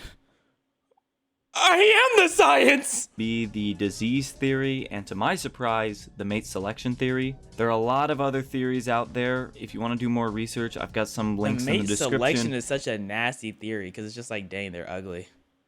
And that's what makes you feel so scared of them. You've never seen something so ugly before. But according to most sources I've found, it's most likely the disease theory, but there really is no solid consensus on why we have this fear, which is why I made a video on it, and why it fascinates me so much. It's something we really don't have a good grasp of. And it's something creepy that we don't have a good grasp of. So it just really gets me interested. I'm glad you're interested. It's lovely hearing people talk about what they're interested in, and they have a deep knowledge or a deep amount of theories on something. You can tell he's really invested. Shout out Ro Meister for the beautifully made video, man. Anyways, chat, we're gonna call it a quits there. I hope y'all enjoyed the stream, man. I don't know when I'll be back, but I'll be back one day, you know what I'm saying? I hope y'all enjoy the stream. I hope you'll have a wonderful rest of y'all day. Hope y'all have a wonderful rest of y'all night. Sleep tight. And please do not let the bed bugs bite. That's all, folks. I don't want you to touch me right there. Oh, I want you to raise your hand. I want you to touch me right there. Yes, yes, grip me right there. Oh, I can when you touch me there. It really strikes a spot in me. Oh, you're not used to striking that spot now, are you? Well, I can teach you a thing or two about striking the right spot. I was raised like this. I was raised in striking the right spots.